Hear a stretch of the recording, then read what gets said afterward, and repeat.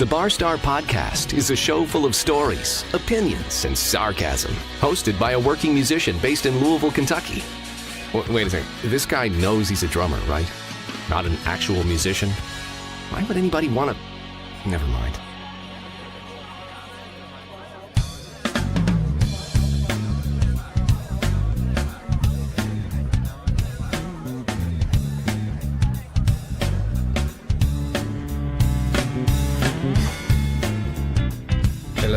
Hello. Welcome to another episode of the Barstar Podcast. Public service announcement. I think I'm finally over my fucking crud, so I'll just leave that there. I hope everybody's doing well. I hope everybody had a good week. And as always, I hope you guys went out and did some shit. Thanks for checking in on me, and thanks for checking in on my sponsor. I've heard some good reports that you guys have been checking out Prophecy Inc. I appreciate it, and they appreciate it as well. I am not flying solo today. I have finally defeated RMT, which is Ryan Murphy time. And he's actually here, in front of me. I think I was early, actually. We were supposed to start at 1:30, and I actually said, let's start a half hour earlier. You did. And I was here before 1 o'clock. You were. I could, when my wife listens to this, she's not going to believe it. No, go but it is true. It is very true. So with that said, how are you, sir? I'm good. I'm a little tired. We played with 3 gigs in a row. We got 2 down, and then we have the Chow Wagon tonight, which of course this will air after that. But yes, yeah. It will. But it's a nice time frame to know where we are. Right, exactly. It's Derby time, so as you know, Derby time is like Christmas for musicians. Yes, it is. When all the good gigs come about, and yes, it is. All the good monies, and I like good monies. I love good monies. I look at it like this: with all of our years of experience and knowledge of what we're doing, it's about time we get some good. Good Lord, I agree. I'm too old to play for beer and a sandwich. Yeah, no, I don't do that. Okay, so apparently I still have a little bit of my crud left, but whatever. So you and I have been friends since I moved here 11 years ago. You were one of the first people I met because you worked at Mom's. You worked at the drum shop. Ran the drum shop at Mom's Music. The greatest job on the planet. I remember, here's a little story. I remember I was I got hired on at Mom's. I worked at all the music stores, except I didn't work at Far Out. I did get hired at Music Warehouse. I was hired at Music Warehouse, and then Mom's hired me. And then my boss, who ran Dixie Music Center at Hutchins, outdid their bids, so I stayed, right? Gotcha. And then as the web development started running, I was doing a web company. Mark and Max reached out to me to to really develop the web and do a lot of things that they were doing with website stuff. So I went over there and did that, worked at the Jeffersonville store. And I remember I'll use the word, they were reluctant about putting inventory online at that time. Right. Mark approached me and said, hey, man, I don't know if we can keep you around here. The only thing I can offer you is the guy's leaving at the drum shop in Frankfurt. I can offer you, to run the drum shop. You're offering me my dream job? That all I've ever wanted since I was a kid is to run a drum shop? I'm in. Is to, Dave Beck did this job. I get to be Dave Beck. You kidding me? This is the most amazing thing ever. It's the greatest day of my life. Yes, and thank you. Nice. And it's you get to meet all the drummers and back before 2008, before the economy crashed, all the companies had expense accounts. Mm-hmm. And people don't realize that Mom's Music, we were huge. It was huge. We were one of the biggest Yamaha dealers, in the region. Right. I made 80% of my income off selling Yamaha. And we did a lot. Like when you look at what it cost to stock that drum shop, I mean, it's a huge amount of money. And of course, that Frankfurt Avenue shop was classic. It was before you moved to town. But yeah, I never got to see the Frankfurt store. It's interesting, man, because I remember back then, when we were at the Frankfurt store, and even the early days of the Melwood before 2008, selling a $5,000-$6,000 drum kit was a daily event. Right. It was just daily. And then after, it's interesting how quickly it turned, because after 2008, selling a $500 drum kit was a struggle. Oh, yeah. No, I get it, because after 2008 is when my student numbers dropped dramatically. Yeah. We're a luxury item. I get it. We're the first thing to go. Yep. I can recall being at the NAMM show, and our Yamaha rep at the time, Steve Hauer, one of my favorites. I remember being at the NAMM show, and I'm with Max, and we're at the Yamaha booth looking at the drum stuff, and they had a 5x14 Absolute Birch pink sparkle snare drum. Mm-hmm. And going, oh my gosh, look at that. And I had my Silver Sparkle kit with my maple, but I wanted the second snare. Look at that. That's the most amazing. Oh my gosh, I have to get one of those. And we talking about a bunch of stuff. And then I wasn't home from the NAMM show 2 days. Knock on my door at GPS. I go out, open up my door, look at my porch, and it's a box from Yamaha. Nice. And that stuff like, I remember he walked in one time, and the Black Crows were at the Palace. Mm-hmm. And we were all talking about going, and he was, to give you an idea how much Yamaha we sold, he had the authority to do whatever for us. Right. He walked in, what are you guys talking about? Man, Black Crows are in town. They're playing the Palace. We'd really love to see them. We just don't have any tickets. And he was like, how many people wants to go? Damn. And I said, hang on. I did a count. I was like, 12. He whipped out his AMX expense account, made a couple of phone calls, bought us all seats. Good seats. Like, day of the show, got us like 4th row. Damn. Day of the show. Stuff like that happened every single day. 2008 hits, a rep would walk in, want to talk about gear or place an order. Right. And my line was always like, man, I can't really think with low blood sugar. We need some lunch. I got a hungry staff here. Because if you're going to come in and give me a sales pitch, feed me. Right. You want to sell me some product, give me an incentive, feed me. You're lucky to get a Snickers bar out of them after 2008. Mm-hmm. It just all shut down. But anyway. It all did stop. I remember that. Back to better times. You want to get me on the economy and the crash, then I go with political, then you'll throw me out of the room. I will. You are a listener of my show. Because you're one of my close friends, I will not call you a fan. You are a listener of my show, so you know that if I'm a connoisseur.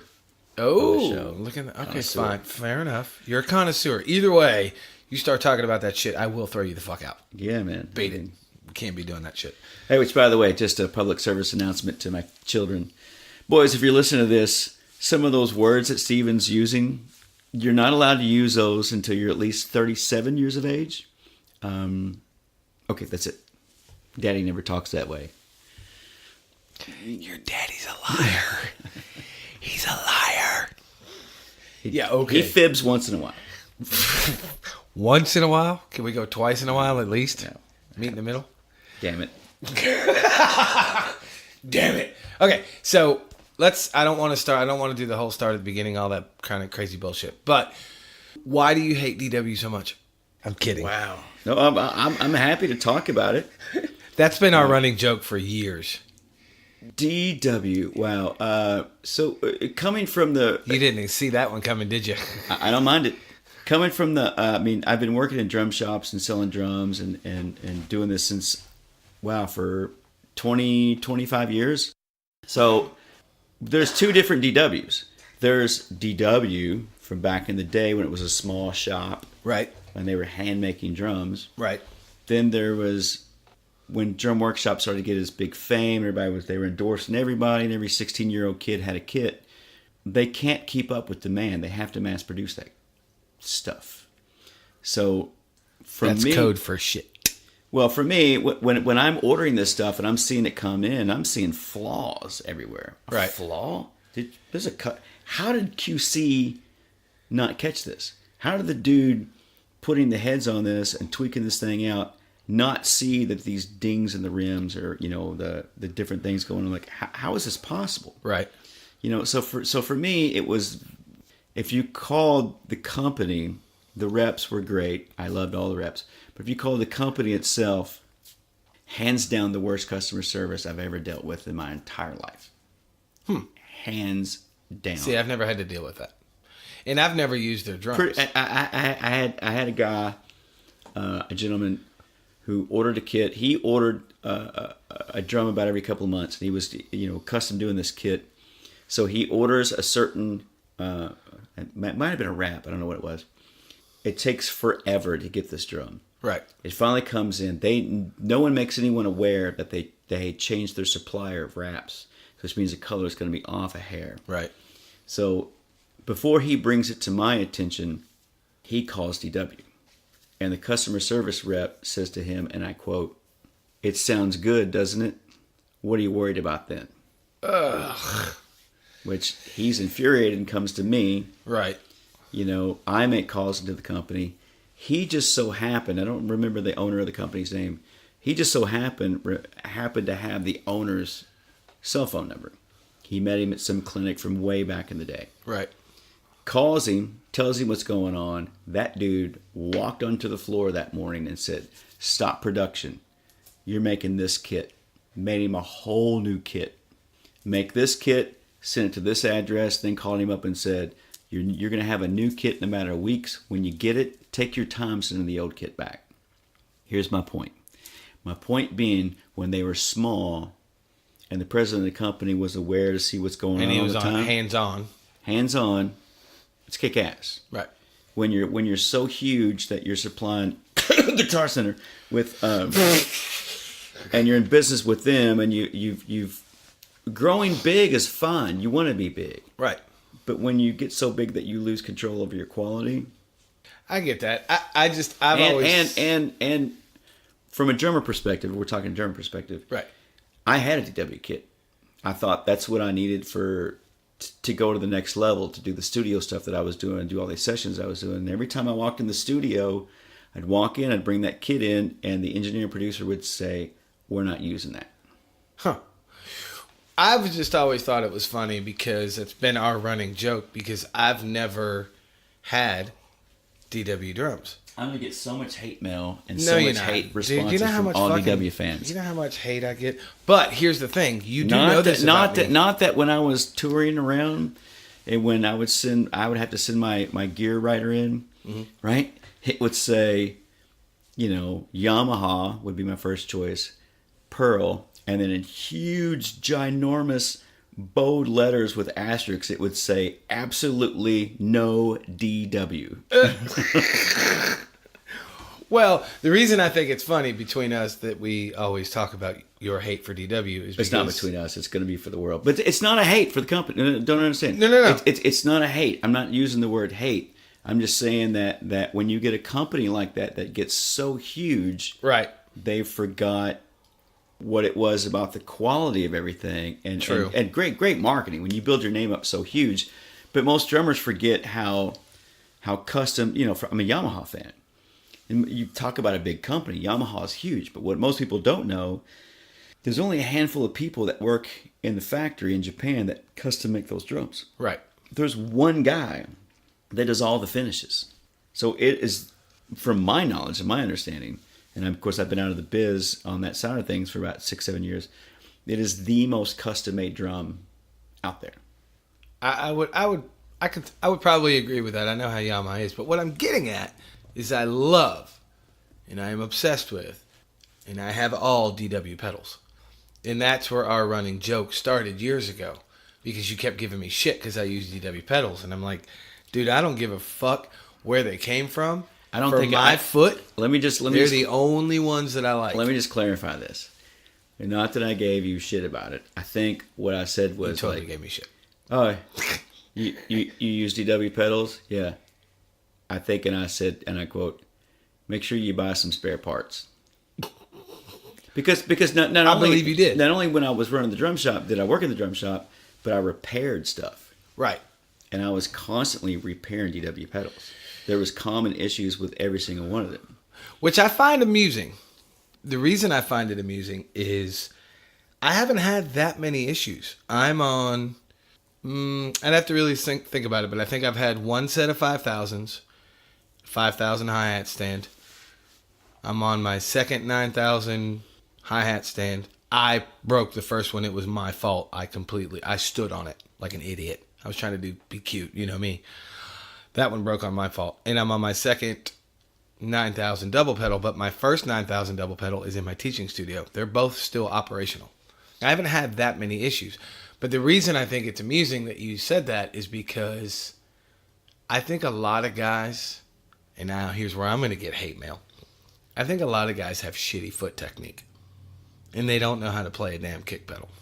Probably. I mean, looking back at, and sharing knowledge from working in the drum shops, and of course, from teaching, and that's why I say partially is because of teaching. Sorry, go ahead. That was some of the biggest things out there. It's like, I probably talked about, foot technique and ways to play, because I would get asked that a lot. How do you do that thing there? It's like, well, no one's ever talked about that. Right. But for me, it was great because, I always had, as a kid, wanted to learn how to play. And this is something, too, that connects to what we're talking about. I mean, I could go into the drum shop and I had Max. Yeah. We had Dave Beck, and we had Brad Kennedy at Far Out, and we had all these great drummers that were really good drummers that had all this knowledge, and they loved to share it. Right. So for me as a kid, I could sit there, and Dave Williams had great knowledge on tuning, and he learned all this stuff from Dave Beck and everybody else too. I mean, so to be able to share all that knowledge, and it almost felt like you were in, of course, this pre-internet or anything like, you felt like you were in this club of knowledge. They were like, oh my gosh, I've learned all these from these greats, and they're great. They're all great players, absolutely, great musicians, and they're all still playing to this day. And you got to learn all of that. It was amazing, and for me, it was great because I got to pass all that knowledge on. Right. You get to see these kids and pass it on, and then you get to watch these kids develop. Mitch. Oh yeah. Like every time Mitch puts a video up on Facebook, I watch it and just go, I love this because he's like us. Oh yeah. There was a lot of kids that would come in that just they just play, they're goofing, they just want to play. But you see a kid like Mitch come in, you're like, he's special. He's like us. When I got Mitch, this kid's on a career path. And, absolutely. And not to interrupt, but you got Mitch. I remember Mitch asking about you, and I told him, which I told all the students too. I was like, well, listen, if you're going to start with O'Reilly, he's not fucking around. He's not. If you don't practice and you come in, he's liable to make you do push-ups. So if you're willing to accept that, I'll sign you up. And and that because I knew you. All the drum teachers were great. But I love that you took it serious, like it was.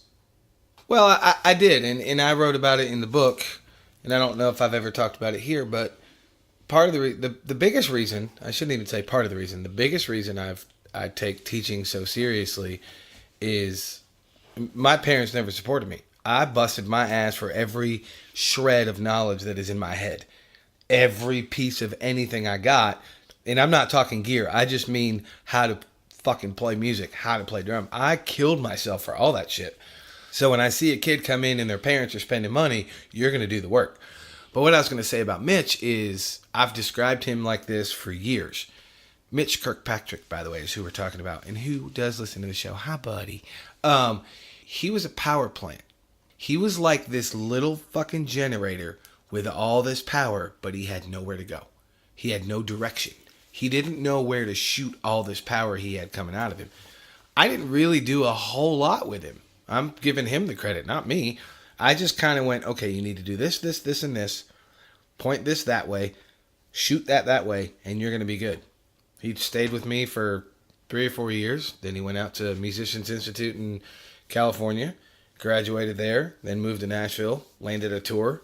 He played in Nashville for 3 or 4 years, and now he just moved to Indianapolis. Now he's up in Indy. Yeah, he's Mitch. If you're listening, I take great pride in his progress. Oh, I do too. Absolutely. I mean, I wasn't his teacher, but I felt like that. We advised him in some good things, or gave him some good direction, and he gave me a lot of knowledge on a lot of things. He's a really smart kid. He's super smart. I say kid. I just called you a kid, Mitch. He is a kid though, compared to us. Compared to us, he's a kid. Dude, we're fucking old. But it's. I love watching his progress, and I love watching him succeed. And I truly believe, and have believed this, that we'll see great things coming from him. Huge things, huge tours or something of that nature. Absolutely. Coming from that kid because he wants it. No, Mitch, I will not be your fucking drum tech. I will. I'll come at that. But see, he's not going to let us because his dad's going to be his drum tech. That's who's going to tech for him. Which also too, I mean, his parents they deserve a lot of credit. They're good people and they're awesome parents, and they really encouraged him. No, they absolutely did. They his mom's awesome. His dad's pretty cool. His dad's a little weird. I remember the first time I met his dad, and he came in and he said, "Well, can you teach him this, this, and this?" And I finally turned around and I went, "I kind of know what I'm doing. I'll give you a month, and if you don't like it, you can take him somewhere else." Obviously, he stayed with me for 3 years. So they both have been super encouraging, absolutely. Which is awesome because, you get to know different teachers, and some looked at it like a job. Mm-hmm. I need students. I need this income. And some teachers, not just drum, but bass and guitar, it was awesome to... And I part of my job was getting those students and putting those students with the right teacher and making that right fit. Right. And I felt like I did a really good job at that because... You did. I'll agree with that 100%. I knew the ones that really cared, and I knew the ones that would go, they're going to take this player under their wing, and this is because I wanted to see drummers. Right. I didn't want a bunch of kids, it's like playing, yeah, it's great, all these kids play drums, and I get to sell drums, and we get to make an income, and I get to feed my family.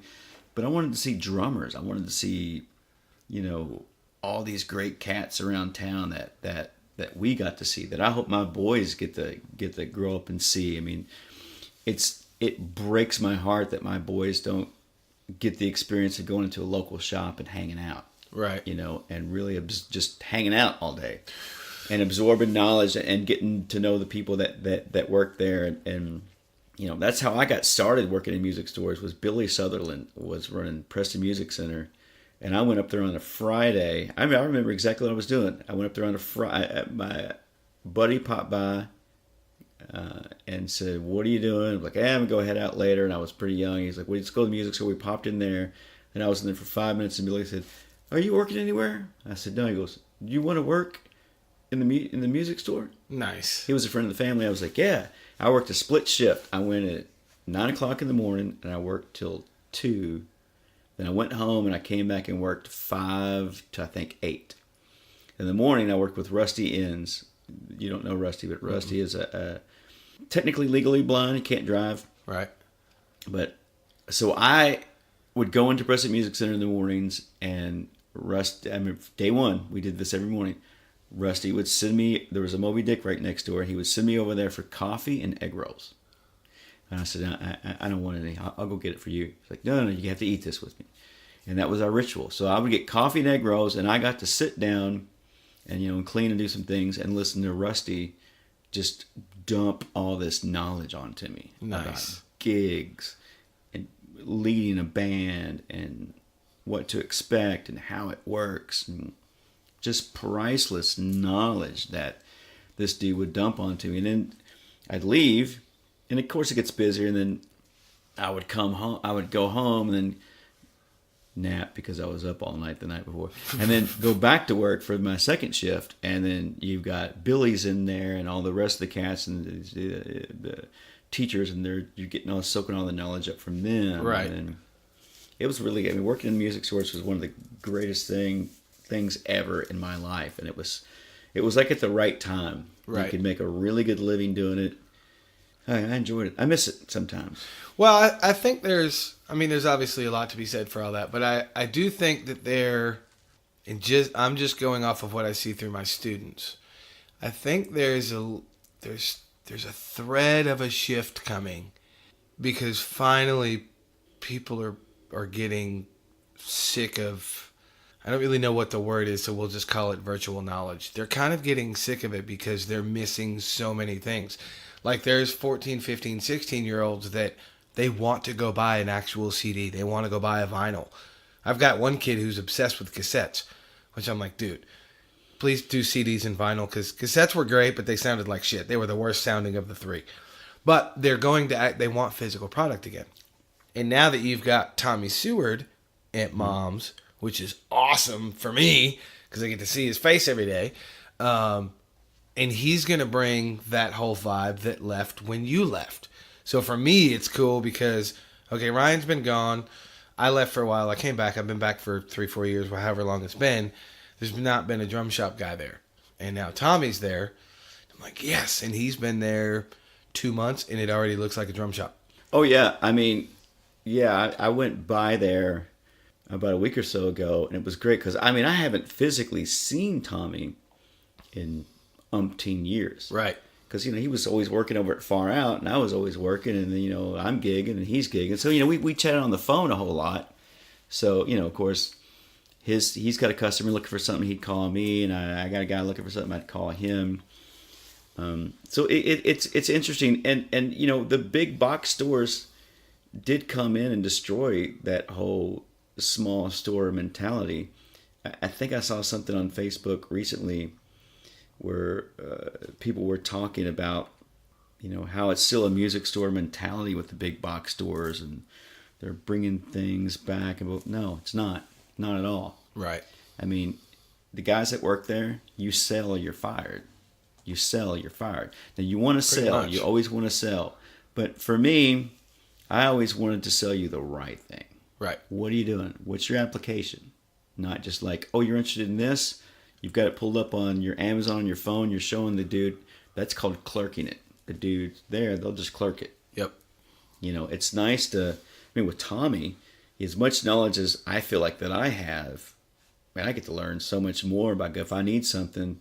Hey, I can go in there, pop into Tommy. We can sit there and talk, and he can shed some light on a bunch of things. Yeah, absolutely. Oh, yeah, you're right. I should be doing it like that. Oh yeah, he's super smart. No, that's right. I mean, I get it in my head. I should be using this head for this application to get this particular tone that I want. Yeah, and it's great to have that. I've always said this for years. I spent so many years working and running drum shops to where it's like, drop off your kit. I'll rehead it. I'll clean it. I'll tune it. I'll tweak it. You take it and go to your studio session. Like, yeah, Tommy's at Mom's now, so soon I'm going to just pull up in my truck and just dump my kit in there and just write down a list of like, here's what I would like on there. Please tweak this. I'll pay whatever. Which, by the way, I've never had the opportunity to do that. So which, by the way, I'm throwing you under the bus. You fucking need to. Yeah. Because the last time I sat behind your rig, which wasn't very long ago, I looked down and I looked at you and you were like, I know. Oh, well, I need to change my heads. I don't want to hear it. Wait, but so to clarify a couple of things, I've already done that. Oh, did you? Yeah, so like last night. Well, and it's damn it. And it's funny because, Bob and we did a Fun for the Arts gig this past Thursday, and Kevin Kilton ran sound. He was like, night and day. Your kit is night and day. He's like, you put new heads on? I'm like, yeah. He goes, oh, I could totally hear all of it. Nice. And yeah, I went and did, but I am also a profit player. I look at every gig and go, here's my gig, and because I run it like a business, and so do you. Absolutely. Here's my gig. If I'm making X, but I'm spending Y, what am I left with? You mean you don't want to play for exposure? Well, I know that my kids love baked exposure. And they love exposure salad. Mm-hmm. And in the mornings, for lunch, when I send them to school, I make them all an exposure sandwich. Yes. And exposure sandwiches are good. But no, I mean, you have to look at that. I if I could get 2 more gigs out of these heads. Right. I mean, because heads are expensive. I get it. I have more drums than you. I get it. Especially now that you don't work in a music store and you get that special discount. I mean, they're expensive. I enjoyed paying cost for stuff, and then you had companies that would just give you endorsements, not because I'm good, but because I sold their product. Because how valuable is that? Right. What do you use? I use the best, man. I use Sabian. That's what I use. I'm the expert, and I use this product. So yeah, so companies would take care of you on that. So now that I'm a civilian, or retail civilian, now I'm paying regular prices for this stuff, and it's insane. So I mean, you have to look at it like, yeah, my drums could sound a little bit better. Is those drunk people over there dancing really care about how my drums sound? Not really. Do they still sound good in my ears? Yeah. I'll get a couple of more gigs out of these heads before I change them. Because, you spread that cost out over top, so by the time you buy a beverage and you buy some food at the venue and you bought drum heads and you bought sticks and batteries for your in-ears and whatever maintenance cost it is, then you look at the bottom line of what did I make at this gig? No, I get it. Music cover band business 101. Yes, always know your numbers, kids. Always know your numbers. So, when did you start playing? I had a fascination with drums my entire life. Opening up the encyclopedia, and I remember when you got to drum, there was a dude playing a snare drum and then a dude playing a tom-tom. Right. And it was I just was obsessed with that whole thing. And then, Kiss came out and you're obsessed with Peter Criss and his big kit. So I had an obsession with it. And those damn flangers on his drums. Right. Forever. And it's crazy. And was just drawn to it for some reason. Just always drawn to it since I was a kid. And I can remember my parents got me a snare drum, right? Mm-hmm. And I'm just banging on the snare drum and whatnot. And Freeze. How old are you for people that don't know? 48. Okay, go ahead. So banging on the snare drum, it was fun, but it wasn't fulfilling. And of course, I should have went and practiced and learned how to read music and learned all that stuff and learned some ding ding da ding ding ding ding ding ding ding. But I didn't. So anyway, that's jazz for the non-jazz snobs, right? So I went into the closet, went by the wayside, and then I was 15, maybe probably no, maybe 14 or 15, and then my older brother's girlfriend, her younger brother, had a Ludwig kit in the basement. So when he would go hang out with her, I would tag along to hang out with him, and we'd sit in the basement and play, and right. He would show me some stuff, and it just and I was off to the races. So you actually started later than I did. Yeah, I was obsessed with it, and then because I started late. I was kind of like you, and you've heard enough of my shows. You know that I always struggle exactly when I started playing, but I do know it was around the age of 13-ish. And you actually started a couple of years after that. I didn't realize that. Yeah, and then 6 Degrees of Ryan Murphy. That's going to be a section on the show, I think. Scott McKenzie, who did you play? You came into the Heaven Hill Breckenridge guys after Scott, right? Or was it? I replaced Jesse Medford. Right. So it was Scott, Jesse, you. I think if my memory serves me, Scott was in Breckenridge, Jesse was in Heaven Hill. Right. But I'm saying that it's kind of, yes. Yep. Take out one or two members, but that whole clan. Yep. So Scott McKenzie sold me my first kit. Oh, gotcha. This little, this Ludwig kit. It was the first one I ever had, and it was awesome, and it was so cool. You still have it? No, I remember I took the finish off of it and I stained it, which I don't know why my dad let me stain this thing as a little kid and how toxic staining is. But anyway, be it as it may. So I did the same thing. That's kind of weird. I did that to one of my first rigs. I wish I wouldn't have done that. I don't think it was anything exotic like a vintage. I think it was more of a club series. Right. But it was cool, and it was neat, man, because my father, I wouldn't say was the most supportive by going out and seeing you play. Right. But on the other token, he let me build a stage in the garage. Nice. Like this, we built a stage and hung a little stage light. We had little ramps coming up the side of it thing. It was super cool. And he wasn't musically inclined, but, the coolest thing was I would literally, I didn't, you get homework. Did you say the L word? Right, I did. Sorry. So you would take your homework and I'm telling you need to make those shirts. I would buy one. I just wouldn't do my homework. I wasn't interested. I just wouldn't play drums. So I would come home and go right to the garage and sit there and play. And I would just play and play and play, just this open garage, just play. And I'm trying to learn, trying to figure things out. And then the neighbors would complain and a cop would show up. Right. Right. And the cop would pop in, and then about the first time he did it, my old man goes out there and he was like, nope, off my property. Here's what the noise ordinance is and the zoning thing, blah, blah, blah. Get in your car, get out. If he's playing past X time, which is what the noise ordinance is, I'll deal with him. You won't need to come back. Now go. Damn. My old man was kind of a badass. Keep that in mind. Yeah, he didn't play games, but he knew where he was at. And it was cool because I was sitting there and play, and when it became time for dinner or like time to stop, he would Do the light. he would flick the lights in the garage. Right. And I was like, that's time to stop. But it was cool, man. I mean, I probably ruined my hearing back then because I couldn't, you remember that. How do I get the volume louder? Yeah. Over top of the drums. Yeah. How does, kids nowadays can pop in their in-ears and their phones. But, back then it was like, how do you get this thing louder? How much louder can it be? And I can remember that garage. I can remember playing. I can remember the kit. I can remember the heads. I can remember like all this stuff, like everything. Now, when was your first gig? How old were you?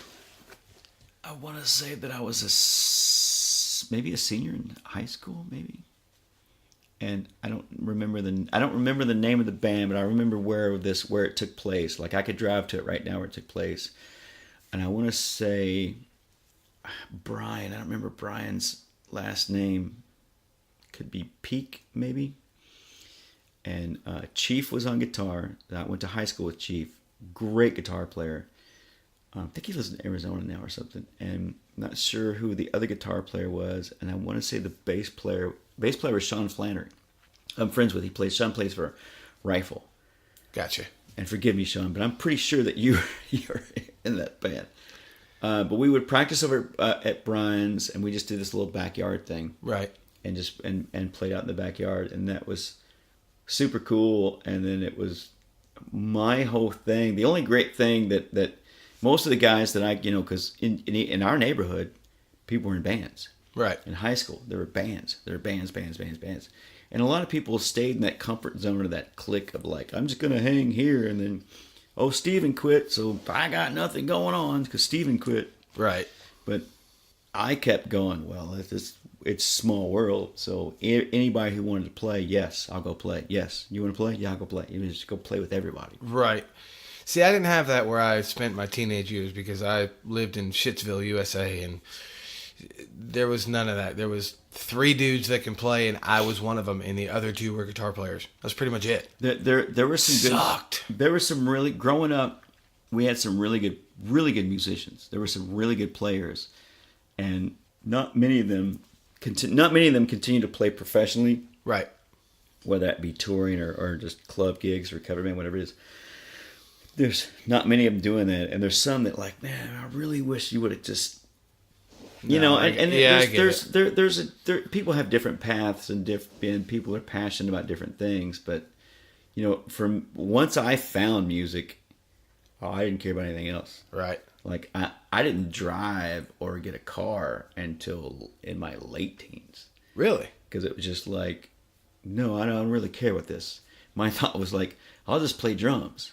Because if I play drums and I play drums well, I could find a girlfriend and drive me around. So I was just gonna, and it worked. My theory worked out. Nice. And I'll just, this is all I want to do. I don't really care. But it was great because there was a lot of the kids in my neighborhood that I grew up with.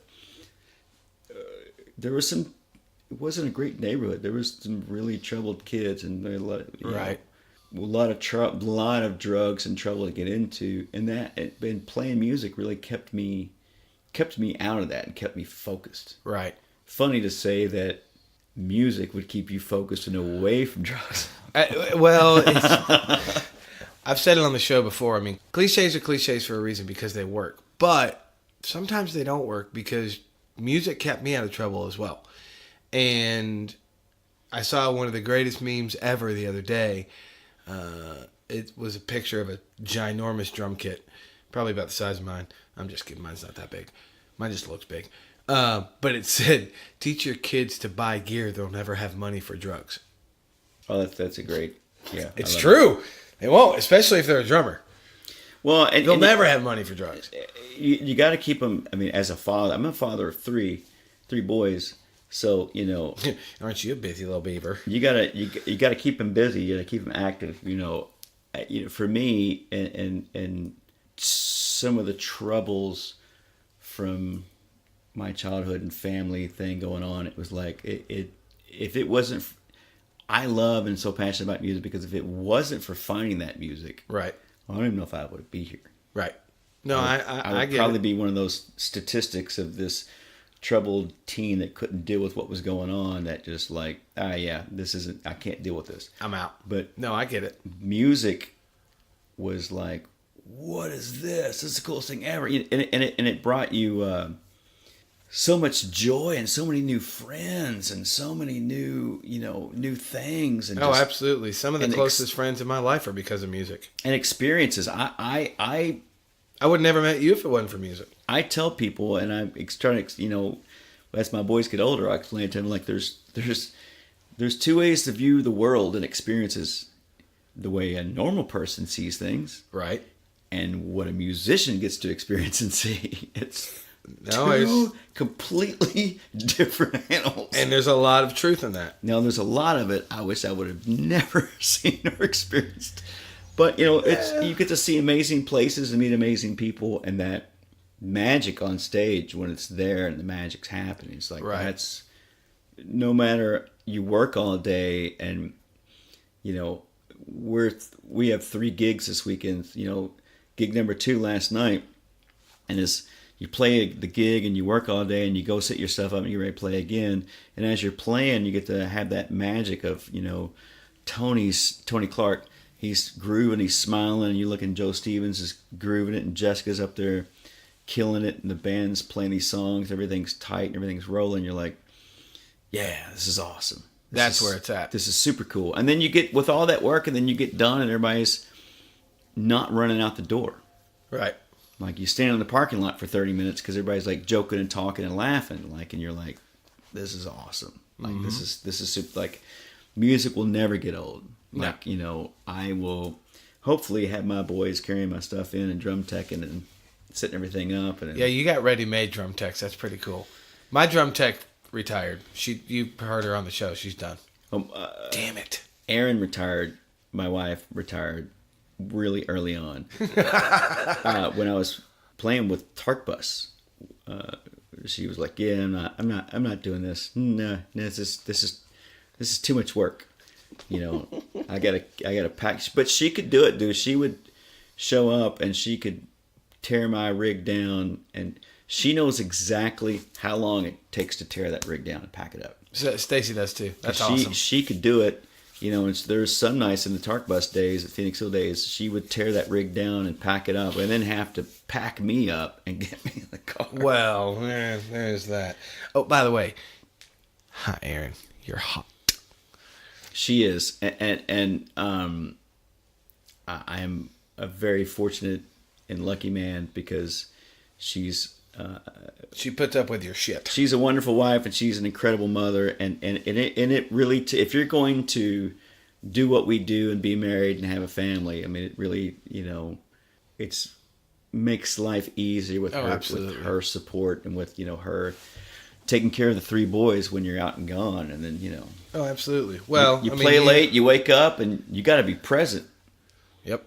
Because get away from me! No, you can't bury me in sand. You can't you got to be there and be present, and and support them, and not just support them with what they're doing with baseball, or she loves gardening and so many other different things, and all the stuff that she does for the community, and and political stuff that she supports, and her job and her passions. You have to be up and present and support her and everything the boys are into, and it's a lot, but it's awesome. Oh, absolutely. I'll get to sleep when I'm 70 ish. Yeah, well, Stacy gets on me all the time because I sleep 3 to 5 hours a night, and then I'll pick one day a month and I'll just sleep all day, and she's like, you wonder why you're always sick? I'm like, no, I don't wonder. I know why, but I have a lot of shit to do. I got a lot of life to live. I get one go around this damn planet. I mean, I got to play the child wagon tonight, and then the wife and kids are out of town. My house is like creepy quiet.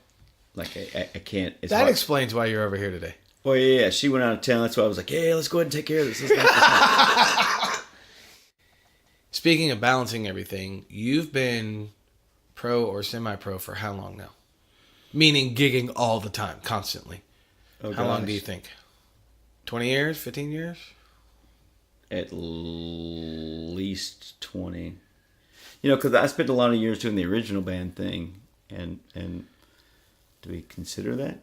Absolutely, I did. I did Well, it then for the first if you're considering 18 years if you're I played. considering that, then 30 years.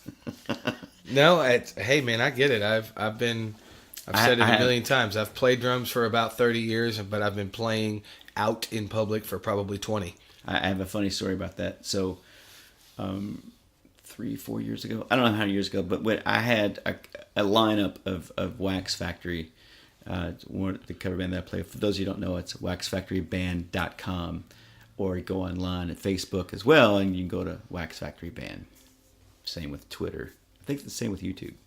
Well, since Jess did it first, Jess, now Ryan owes you royalties. Carry on. So I was at a point with the band where I was like, I just can't do this. I can't organize everybody and lead this band and book things, and just I wasn't in a place for it, whatnot. I remember telling the wife, like, I'm just done with it. I'm done. And I texted the band, hey guys, we're done. Right. Done. We're over. Something pops up, I'll call you, but I'm actively not pursuing anything with this. And then I tell the wife that, and we make some plans, like, we could do this, we have time to blah, blah, blah. And it was a week later. I was like, oh yeah, put a bunch of dates in the calendar, and blah, blah, blah. She was like, wait, I thought you quit all that. And I was like, well, this stuff popped up, and she looked at me, she goes, you're afraid people are going to forget about you, aren't you? I said, no, of course not, maybe. But it's easily done if you don't keep the ball rolling. Oh, absolutely. Like, it's like what I could think of a million bands. Like, whatever happened to these guys? What are these guys doing? And you'll see these bands that'll kind of go away, and life happens, and they'll come back up. It's like Mary Mary, for example. Right. It's awesome that this, because I remember them from back in the day. See, and that's a perfect band, because me not being from here, they started playing, and I went, who's this new band? And everybody was looking at me like I was an idiot, going, dude, that's Mary Mary. Okay, I don't know what that means. Or I didn't realize they had been around for a while. Yeah, or even Radiotronic, which Radiotronic was Big Head back in the day. They were kind of doing the same thing. So it's like Jeff from Big Head, and then Gordon, who was originally in Radiotronic, the first drummer, and then Kevin. They were all in Big Head, and then, which I loved Big Head. Right. To see a band like that doing all this pop synth stuff and 9 Inch Nails, and like, oh my gosh, how are they doing that? And Jeff's got this huge rack full of MIDI gear, which now fits on a phone. Yeah, Jeff's too damn smart. That's right, EpiPen. You're too damn smart. He's super smart. Super smart. And if you want to learn how to do stuff, surround yourself with smart people, because I spent a lot of time just like watching him and asking him questions, and just, and learned a lot. I learned a lot of what I'm able to do playing with backing tracks, and putting those tracks together and all that type of stuff from him, but more so from Greg Siebert. Right. Like, wow, I spent many a nights, looking over Greg's shoulder, what he was doing, and just soaking all that knowledge up. Well, it's funny, because you've been using that kind of stuff and tracks and all that shit as long as I can remember, and I reluctantly got into it. I didn't want to do it. I avoided it, and not because of any other way hip or cool reason. It's because I was fucking scared of it. I just didn't want to deal with it. I like to beat on shit. I mean, I'm only on my second smartphone. That phone right there, that's my second one. That's it. I don't like that shit. It's one of the greatest things ever, and we have to have it, but some of it just freaks me the fuck out, and I don't want to deal with it. Right. And that's the way I was with the tracks and stuff. Obviously, I'm glad that I did it, and now that I've gotten good at it and all that kind of stuff, it's not as nearly as scary as I thought it was going to be, but I just didn't want to deal with it. So watching you do it and knowing that you had to learn it from somebody else, because I learned a lot of it from you, because you and I talked about it for forever. I still don't do it as well as you do because your shit is, you've got like, you could launch a fucking space station from behind your drums. Again, playing with Greg Siebert, because I remember Jeff Krebs, I think was the guitar player's name, and what is now Velvet Saints was called Room for Emotion, but I think even before that they were a cover band called Modern Principle. Gotcha. I think it was Modern Principle when I joined. So I'm working at this music store and I get a call, and it's back when, hey, I need a drummer. Let's call a music store. Right. Hey, I just happen to run a drum shop, which means I get the call for all the good gigs. Unless you're working with Max, then of course Max gets all the good gigs. Holy shit, I never put that together before. What's that? Damn it. That's where all the good gigs went when I first moved here. You and Max were hoarding them all. Well, not you and Max. I mean, it's just when the phone rings, like, hey, I need a drummer. I remember when I first started playing with Peter Searcy, Searcy and I would see each other out, like, dude, we should play together. We didn't really know each other very well. Just like, we should play music together. And he popped into Mom's on Frankfurt. Max and I were both standing there, and he walked in. He was like, what's up, Peter? What's going on? I was like, I need a drummer. Anybody want to go to Florida Keys with me? Hang out for about 4 days and play some music. 3 Doors Down is going to be on the bill, and Cowboy Mouth and whatnot. And Max getting ready to say something. I'd stop and went, no, you get all the good ones. And let me have this. Seriously. I mean, come on. How many more awesome gigs do you need to have? Nice. And he just kind of laughed. He was like, all right, all right. Ryan will knock it out of the park. And that's where Peter and I started working together. Right. We started rehearsing, whatnot, and it was a great gig. You flew down there. I remember hanging out poolside with Erin. We weren't married at the time, but we were hanging out poolside. I got to take her with me, and we're drinking a beer and just hanging out. And like, all right, well, I'm gonna go hit the stage. And went and hit the stage. I did my 45 minutes and came back. I was like, all right, I'm done. Nice. Done until tomorrow. And then we played another set the next day, and that was pretty much it. And you flew in, you did the gig, and you flew out 4 days later. That was awesome. Nice. And Peter's, of course, you did that run with him too. I did, thanks to you. Thank you again for that. Even though it was a million years ago, it seems like now. That did come through you. It does, but it's awesome. I love playing with Peter. I had a lot of fun with him. He's so damn good. He's really good. And working with the tracks, with him, he had, so much stuff in his music that had loops and tracks and things, and keyboard parts and stuff like that. And that was good. I was able to step in and go, okay, well, just give me the tune and I'll put these tracks in and we'll just play all this stuff live with all these keyboard parts and tracks. And it really, if you're going to produce a record and do all this stuff, make sure you can pull it off live. Oh, absolutely. And if you're going to pull that off live, you have two choices. You can either hire 12 musicians and try to pull it off. Right. Or you can hire me and I can cover a bunch of it. And that's how I always looked at it, was like, I can't ding, ding, da boom, da ding, ding, da ding, ding, da ding. I'm not a jazz guy. So that takes that part of the work away. I can't work in that field. Right. I can't either. Don't have crazy super chops, so I can't work in that field. So it's like, but what I am good at is like I can play to a click. So I can get session work and I can play live, and I can take a 4-piece band, make a 4-piece band sound like a 12-piece band, get 12-piece band money, and pay the only 3 of the musicians. No, I get it. So I get it. It's a perfect world, and more drummers are band directors. Mm-hmm. Well, is that the right word? Band directors, music directors. We call them musical directors, band directors, whatever. So it's like more and more drummers are that, because we can put all that stuff together, and I don't need 2 guitar players.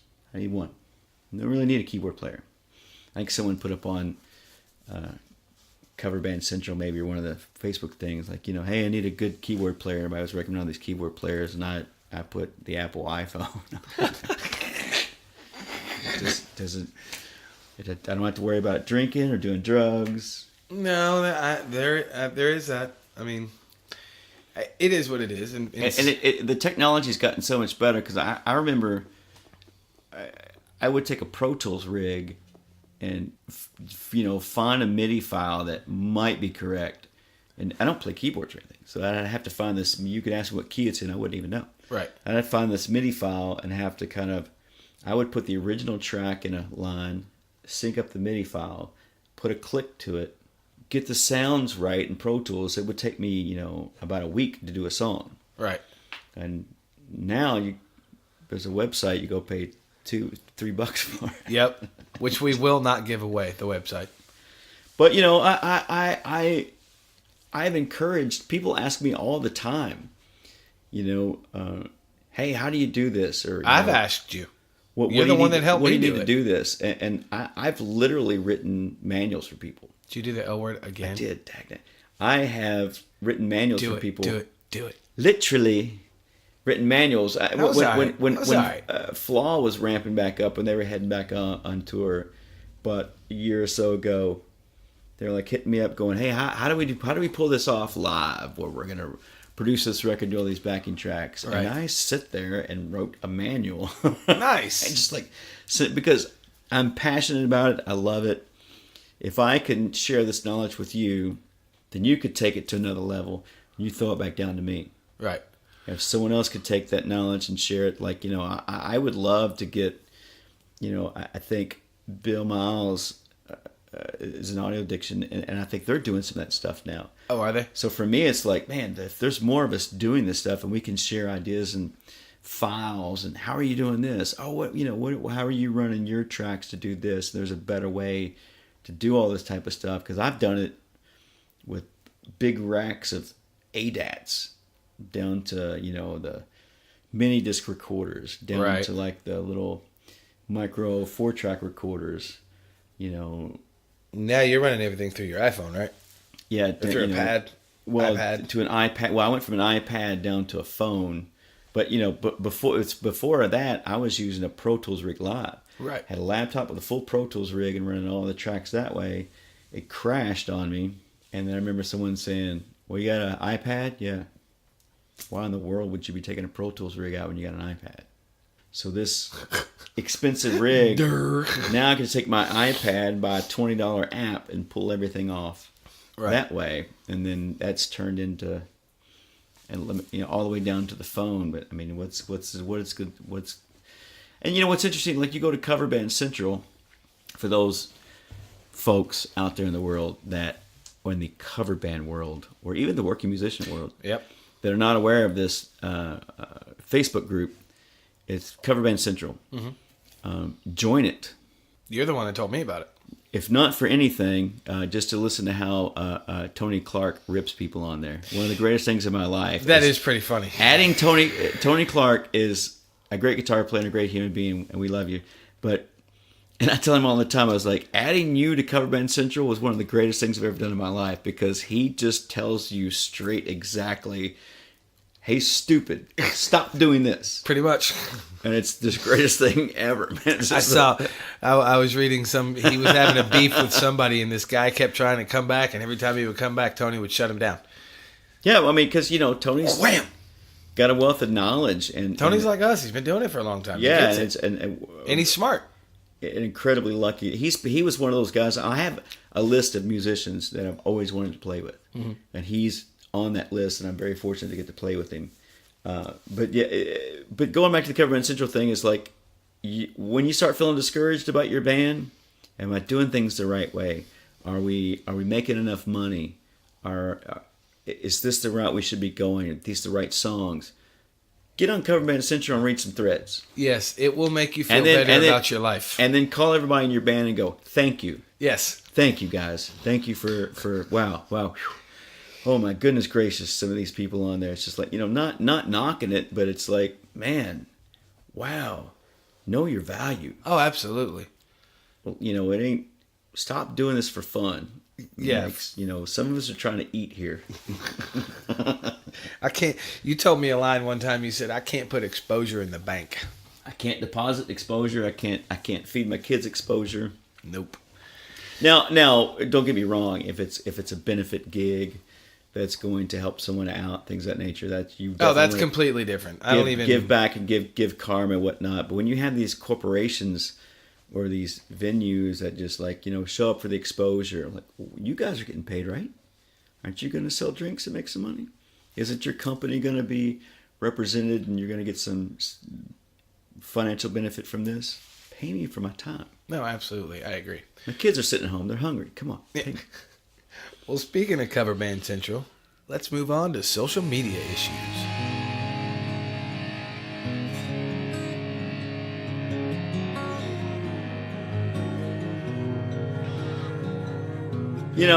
Social media issues. I didn't even get to introduce it. You're all excited about this one. Not necessarily. No? No. I think I agree with everyone after listening to everyone's. I'm telling you, I think I said it on Chuck Deering's episode, and I'm not sure when this is going to post, but eventually I'm going to probably have to stop doing social media issues because we all pretty much fucking think the same thing. I think everybody agrees with it. I probably associate with Todd more. O'Mara? Yeah. It's funny because I always spell his name wrong. He corrects me all the time with that. So, that's all right. Let's just throw him under the bus because, as I say every episode, it's just fun for me. Right. So, I'm like Todd, because I was very political about a lot of things. Not that I'm political. I just think that, some of you are incredibly wrong. You don't really have enough common sense to see what you're being sold. So, having said that, some of you are that's a quote of the fucking week. That's it. I'm done. You got it. Show's over. I mean, some of you are incredibly wrong. Everybody's entitled to their opinion. I'm especially entitled to mine. So, because yours just happens to be right. Just ask you, you'll tell us.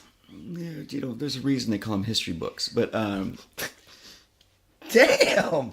That's it. This is already going political. Shut it down. So like Todd, and my wife would always tell me, she was like, "Hey, you're not going to convince anybody.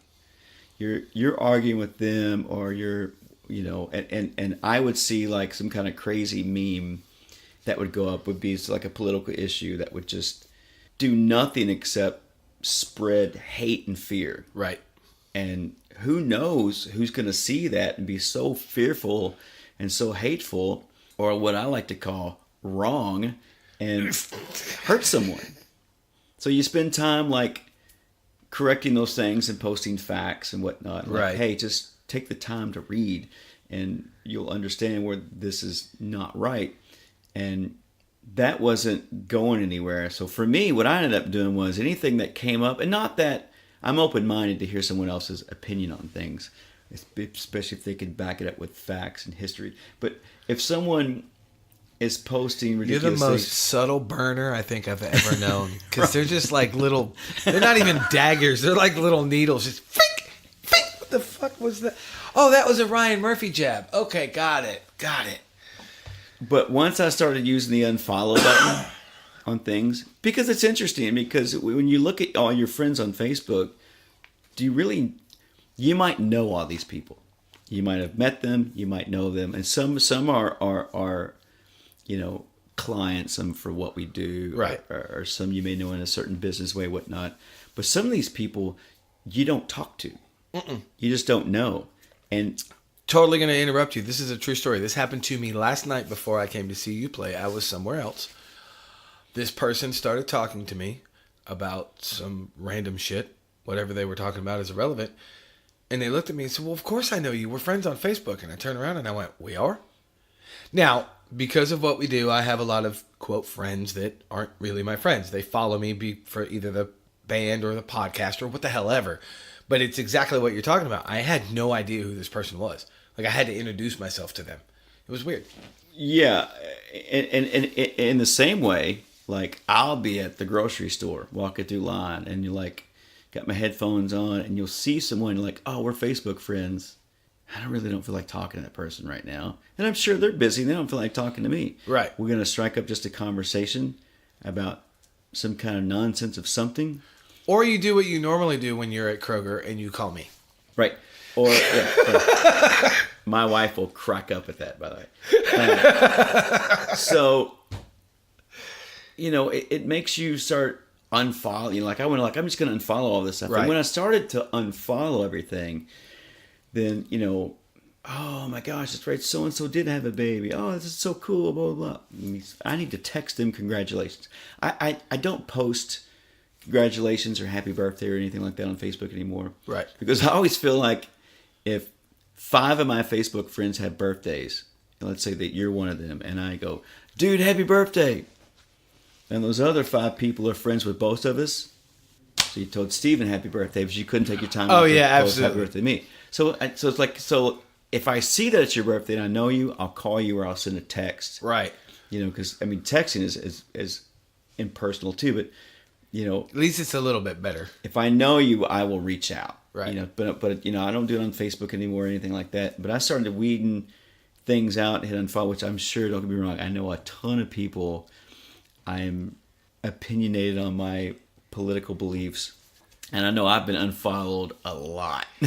I have not unfollowed you or Todd, but I can tell you there's about 6 or 7 people that I scroll extra fast when I am scrolling. I shouldn't say if I'm scrolling. And you are one of them, because sometimes I'm like, yep, see you, Ryan. Well, and going to the issue, talking to Phil Bright. Mm-hmm. And Phil and I were having a conversation. To make it even funnier, I'm in Kroger as I'm talking to Phil Bright. That's like my Zen time where I get stuff done and make phone calls. Yeah. And he's, I don't So know. Kroger is like your third office. I don't know what he called it. I've booked more gigs In Kroger. When I've been in Kroger, the biggest, highest dollar gig I've ever booked, I was in Kroger, and I just got a text. I was like, oh, sweet, yeah. But I've gotten, it's that weird time. I'll get a call or a text, and like, I booked more stuff here. Anyway, I'm talking to Phil, and Phil called it armchair politics or something like that, and it made me realize, like, oh, well, I'm that person. Okay, I need to stop this. I'm going to stop posting my views on things. And what's funny was, talking about Todd, was I stopped and Todd was still continuing the battle. So I was like living through... You're living vicariously through Todd. Yeah, on social media, because he was still throwing the punches and putting them out there and going, you know, blah, blah, blah. And then he kind of stopped. And then there's a lot of people that I know that kind of stopped. So we all just kind of stopped in a way. But here's what's interesting. The stuff that would pop up that I viewed as hate and propaganda kind of stopped too. It was interesting.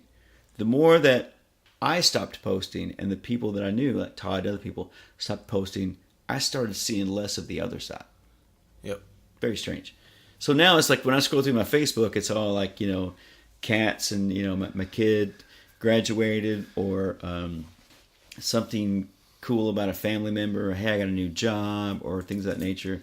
I don't, there's not a ton of people on my Facebook feed that I see a lot of negativity about. Right. I certainly wouldn't post anything personal like, you know, I just broke up or split up. I mean, I get that people are reaching out to a community for support.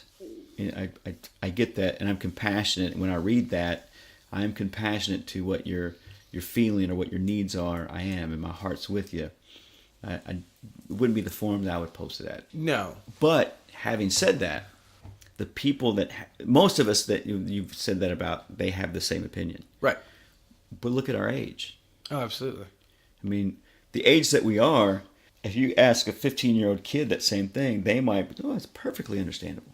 Put all your everything on goings on out there on that. And it's, you know, it's interesting, you know, like, what will my kids be posting? Of course, I'll be watching every single thing that you post. Everything. Remember, your daddy's a really smart dude, super smart. I'm going to be tapping your phones. You can't do nothing till you're 30, 35. And God forbid you talk to Daddy while he's in Kroger. Right. Go bust that ass. Some Murphy boys are going to be hitting the street hustling. It's actually funny you said that. I was getting ready to say that. I'm not worried about them posting anything. I'm worried about how much money those little shits are going to make. They're going to make one. I'm going to have an army of 3 of them out there. Exactly. It's going to be killer. You're going to have this little... You can have the... We can... Literally... There's one. We can literally call them the Murphy clan. They're going to take over everything. It's going to be amazing. Damn, you're gonna have to adopt me so I can be part of that. I don't have any minions that are gonna work for me. My 5-year-old, Aaron and I were talking about this morning. He's changed the name of his band. It was going to be the Dino Digs, and then he's changed it to Rockin' to the Core. Nice. Rockin' to the Core, and he made Aaron audition for vocals the other day. Made his own mother audition. Yep. What did he say? I could only play drums on Tuesdays. I couldn't sing because I can't sing, and that he was going to give me vocal lessons. So he's got big plans. He's got the band members picked out. He's got huge plans. And at night... And he's got rules and parameters for everybody. He does. And at night, I read him a story, and I'll kind of hang out with him for a few, and he's talking. He soaks it up. Hey, tell me what it's like to lead a band in those words. Huh. And he said this, and I quote, and I love it. He said, Dad, I'm going to be the drummer of my band, which means I'm going to be the leader of the band. I remember you telling me that. And I'm like, whoa, this dude's, this... A couple things are interesting. One, he's really soaking up my influence. Of course, I'm his daddy, but he's soaking that up. But if that's a path that he wants to lead and live that life as a musician or as an artist, I pray my children are artists. Right. I want them to be sensitive and compassionate, stand up for people, and be artists and be creative and not be douchebags, you know what I'm saying? Be, No, I get it. Treat people well and be artists and be out there and hustle. And it's going to be interesting. Well, and hustle the right way. No, I mean, it's going to be, they'll get out there and like, hey, Dad, we're going to take the lawnmower out. We're going to I could see Bonham especially like, Lincoln, you grab that lawnmower. Bonham going, I'm going to get the rest of the neighborhood kids. I'm going to go sell this thing, have all the neighborhood kids mowing the lawn.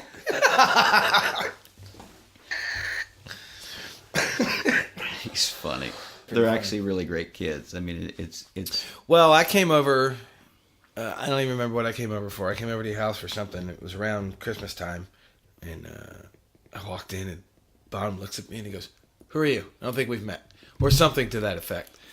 Now, I remember looking at you going, "How the fuck did you get such a smart kid?" Oh yeah, it's awesome. They're all super. And then I figured it out. It's actually Aaron. It's not you. It is. Well, it is a lot, Aaron, because I mean I work a lot, and that was our plan. We wanted, a parent there at all times. Mm-hmm. You know what I'm saying? And we've been very fortunate because it used to be like that back in the day. Right. I mean, we wanted to make sure that there was someone there at all times, and she is awesome with working with them on everything. It's just not, you don't just send your kid to school and go, okay, lesson's over. Yeah. I'm done. See you later. Continue to work with them because we're developing human beings, and we're developing men. They need to respect women, and they need to respect life and respect people and just do good. I don't care what they do. I don't care if they're, unemployed for their entire life, living in my basement. If they're working in a homeless shelter 24/7 because right. That's what my passion is, Dad. I ain't got time to work. I'm here to help people. Right. All right. Well, cool. Could you clean the toilet and bring me a beer? All right. So before we move on, what else you got for social media issues? That was pretty good. I'm gonna need you to clean the toilet and bring me beer. I mean, go on. It's just social media issues. It's just. Pretty much the same as everybody else. Pretty much the same as everybody else. I mean, this might be the last episode of social media issues. Don't. One of my favorite things I've said, and yes, I'm being arrogant. Let me pipe down on the fucking negativity. Right, that too. But you know what? And also another thing that's weird is like when I talk to old friends, I don't have the opportunity. We don't have the opportunity to catch up. True. There's not that. Dude, what are you doing now? What? That's so awesome. Oh my gosh, let me see a picture of your kid. Oh my gosh, it's so cool. Man, I'm so proud. That's so good. There's none of that. You don't get to run into an old friend and catch up. So you get to run into an old friend and go, hey, you still doing blah, blah, blah? Yeah. Man, your boys are getting big. Which is, I mean, I guess that's cool in a way, but it's like, it's very straight. If you stop and think about it, it's a very strange Well, world. I think it's strange for for people our age, because, and I've joked about it and I've said it before. I mean, we're the fucking old dudes, but we did legitimately grow up. You thought I was going to do the L word, didn't you? We legitimately grew up with, you had to pick up somebody and call them on an actual real phone. You had to send somebody a letter. You had to go to somebody's house. You had to meet. You had to make plans and meet. There wasn't no fucking shooting a text. There wasn't no, hey, let me send this guy an email real quick and see where he's going to be. No. You had to call people and actually make an effort to have friends. Now you don't have to do that. You just wake up and you have tons of friends. And Stacy and I talk about this all the time. If you looked at your Facebook friends or whatever social media friends you have, whether it's Twitter, Instagram, whatever, but the majority of Facebook is where the biggest interactions happen. If you look at your friends on one hand, how many of those people are you really going to invite to your house for dinner? And she said that to me one day, and I went, holy shit, it's kind of cool. Now, granted, I've said it publicly before. I've said it on the show before. If I wasn't in a band and I didn't have this podcast now, that I don't have this, if I didn't have this podcast, I wouldn't have a Facebook. Yeah, but not to throw a Gary V, but for that marketing purpose, I love me some Gary. For that I just posted a really great Gary V. I shared this video this morning. Really great one. It was about Instagram. Anyway, for where I'm at with marketing purposes, I mean, Facebook's old hat. I mean, oh, for sure. So it's like I've thought about dwindling it down to, just that select few that I really have relationships with, and because those would be, I mean, how many times because you're limited on the people that you can invite. And I go through my list of people. Which has just happened. That was weird. Right. I go through the people where I can invite gigs and I go, yeah, they just had a baby. I don't think they live here anymore. That dude's dead. And it's weird for me too, because there's if I was to open up my friends list and like do an invite thing and look at it, a huge amount of those people don't even live here anymore. Right. Huge amount. Another huge amount are dead. Yep. Drug overdose, which is sad. Drug overdoses, alcohol. I mean, it's a huge amount where they're dead. So it's like, wow. And then you start going through these other people going, how do I even know this person? Right. But their potential to come out to gigs. So I've actually thought about starting another, just keep that one open for gig stuff and start a completely separate one to, post pictures of my boys and life and whatnot and the people that I really want to keep up with. Right. No, I get that. That makes complete sense. Yeah, because it becomes an interesting game of just like a bunch of people. And I mean, but then again, it's like if you're keeping it open for marketing purposes, it's an old hat. It's like that's 10 years ago, marketing purposes. Right. Now it's all Instagram and Twitter. Like Instagram bigger than anybody else. Yep. If you're gonna market everything on Instagram. Which I've said it before. I hate Twitter. Twitter is just, and the only reason I hate Twitter is because you have to put so much time into it to get any return out of it. Yeah. I don't have that kind of time because a lot of those people, and I'm not making this up. It's been said and reported. A lot of those people that are so active on Twitter that have all this shit, they have 2 or 3 people that work their Twitter page. Yeah. I don't have people. I have me. That's it. Now you have some minions coming up, so you could get some people to work your Twitter shit. I'm just saying. Oh, it's going to be awesome. And they're going to be smart at it. And of course, that'll be part of their chores. I mean, it will be. Check Daddy's Twitter feed. Yeah, I mean, here you go, man. Start this account and start marketing this type of stuff and get into marketing.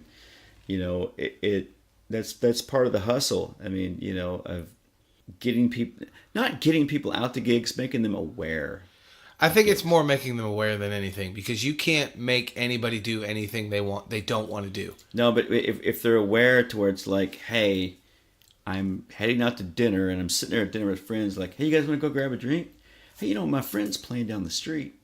Yep. Let's pop in there and see what's going on and whatnot. I mean, that's the best you can hope for, gig wise. But you're making people aware of the brand that you're selling, by getting out there and marketing. I mean, so that's the bonus of social media. Oh, absolutely. For me, I guess the biggest downside is the negativity of the disagreement between people. If you've seen any of the stuff that I post up, you'll notice that I'll post it and I'll delete it. A lot of political stuff that I always post, I'd post it up, it would hang out, because it would get... No, that's true. It would get... I had to think about it for a second. Hundreds of comments. And I would find my friends, some that don't know each other, just verbally... I get it. They're tearing each other apart. Yep. And it's like, hey, that dude's a good person, and that dude's a good person. I'm watching this being torn apart from something that I posted up, so I'm generating this negativity, whatnot. And my wife always said too, she's like, you got to stop that, because this person who's angry about that could show up to your gig and eliminate you, for lack of a better word. There is that. And that's a reality that... It is what it is. Pizzagate. But that's a reality. I don't even know. Those of you... Don't know what that meant. Some of you will get that. Todd will totally get that. Todd will love that. But no, I mean, that's... You got to... So I have to be aware of the negativity that I'm generating. Right. And the people that are responding to that negativity, whatnot. But back when it first came out, when Facebook first came out, when we were going through the healthcare reform, back when Obama was in office, Quentin James Quentin James and I think Alan Chadwell, my buddy Alan Chadwell, they all figured it out. That I was off on Thursdays, and there were certain hours when Bonham was a baby, so Bonham was on me asleep. So for the fun of it, I didn't have the TV on and sleeping, so I would make some kind of political comment and just watch everything go down. Till they were like, you guys know what he's doing, don't you? He's laying there with the baby with nothing to do, so he'll make these posts, and that's his entertainment, is watching all of you all comment out. You have issues, brother. Yeah. You have some issues you need to deal with. I got bigger ones. Anyway. So let's move on to stories from the stage.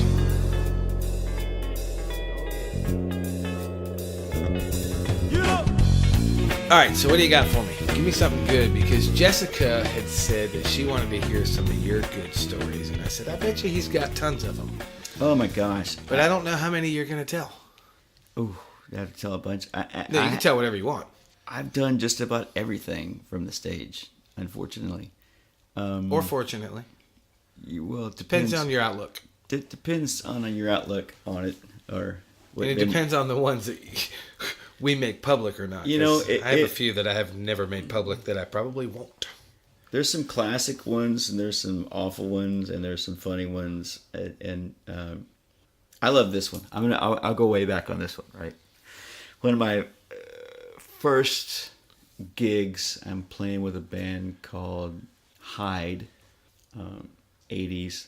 I had like big old curly hair, and used to, because my hair was curly, I had to use like a lot of spray to keep it real tight. I've seen the pictures. Right. You should post that, as I'm telling the story. So, and I'm playing Perry Scrott. We had opened, somehow we were playing the Toy Tiger, and we'd opened up for a fire department. So I'm playing Perry's kit, which is Simmons pads on the toms. Oh, right. A snare, 2 kick drums. So, you know me, I want my hi-hat almost over top of my snare. So he's got 2 kick drums. So back then, with 2 kick drums means you couldn't do that. I gotta extend my arm like I'm scratching my back to be able to play that hi-hat. Yeah, you do kind of like your hi-hat up in your armpit. Right. So as I'm playing, and it's it's fire department. Fire department was huge back then. I'm playing the Tiger. We're sitting there playing, and I have no doubts I was playing everything too frantic and way too fast. And I'm sitting there playing, right, and I'm grooving, and I go to do some kind of lick, and I clip that electronic tom. That stick goes flying way out of my hand, right? Just like it's just gone, and I'm in full panic mode. I mean, now it's just like, yeah, whatever. Right. Yeah. I just dropped a stick. Yeah, I better grab a sandwich and take a bite of that. Because I mean, you're so used to the routine. It's like, stick flies out. It's just like, hey, that just happens. You keep going on. So I'm in full panic mode. And I'm just kind of looking down, I'm trying not to react to it, whatnot. And because so I'm assuming you didn't have any other sticks with you. On my right, I did. Okay. Right? So as I spin to my right to grab another stick bag, I feel this thing whoosh over here by my face. It had caught my hair. And it Yes! and like boom, and it caught there. And so like I'm completely unaware that it's there, and I go in and I see it comes around like this, and then I like grab it, and then I'm like I gotta pull it out and keep the groove going at the same time. Like I pull this thing out, and I used the word groove lightly at that time in my drumming career.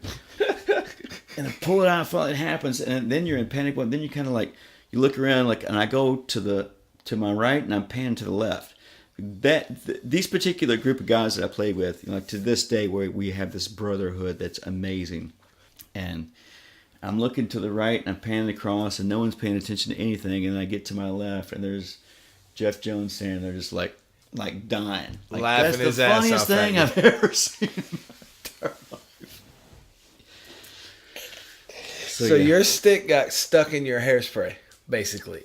Yeah, excuse me. Your stick got stuck in your hairspray that was holding your extra curly hair. Yeah. It was incredible. That is fantastic. Yeah, That's beyond fantastic. I have many of things like that. I mean, you'd like to go back and count the amount of shows that you do and just be like, oh my gosh, how can you remember all this crazy stuff and all the crazy people and all the... I'll give you a very short one since we're talking about your hair. Everybody knows I have none now. I used to. It was never super, super pretty, but it was close. I would do that, by the way, if my wife would let me. I was like, I just want to shave my head. I can be done with it. I can think about how much more free time I would have.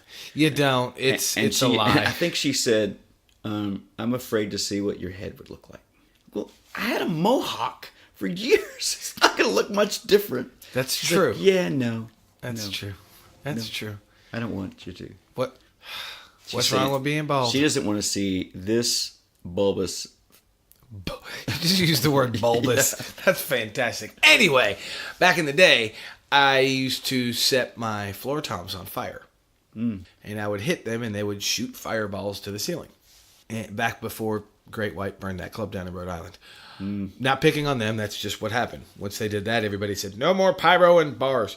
But when I was learning how to do said fireballs, it was very, very difficult. A lot of testing involved. In the first live show I did, I caught my hair on fire. Nice. Almost all of it. Nice. Burnt the left side of my head. And that shit went up quick, too. So, there you go. I get it. I understand hair stories. I used to play in a band called Psycho So with Frank Campbell, which we were just talking about, Phil and Frank. Mm-hmm. Alan Chadwell was on bass. Scott Holston on guitar. Steve McRoberts was on vocals. And again, another brotherhood. Like, those are the guys I do my camping trip with every year. Like, we have a yearly camping trip where we eat steaks and we shoot guns. And oh, yeah. Y'all keep that going, because the last time Ryan went camping, I got a gig out of it. Oh, that's right. Yeah. Excuse me. I got 2 gigs out of it because I filled in for you. Jeff Williams got one. So Jeff Williams filled in for me one time when they did the Rage Against the Machine thing. Yeah. So it's like, for some reason, well, that's like... Let's not jinx it. Just keep going on that trip. Yeah, when I don't set the date on it. Like, it's the singer's property. So when he sets the date, it's just like, okay, everything else. Gotcha. Just, honey, I'm leaving. Go, like that. Anyway, see you later. I'm out of here. So we had shot a video for a song. Louisville had a thing. It was the most awesome shit ever. It was called the Roadie Awards. Never heard of that one. I think they did it. They did it 2 years in a row, I think. Oh my God, dude! It was one of the. I've always, if anything that this town did the job I've ever wanted to bring back, it was that. So what they did was this: you had, when we had, it was give you an idea what year it was. We had video stores, Red Giraffe. We had no Blockbuster yet, that type of thing. So one of the mom and pop video stores. Right. So one of the video stores hooked up with the radio station, and they had like a video music awards. They called it the Roadie Awards. Right.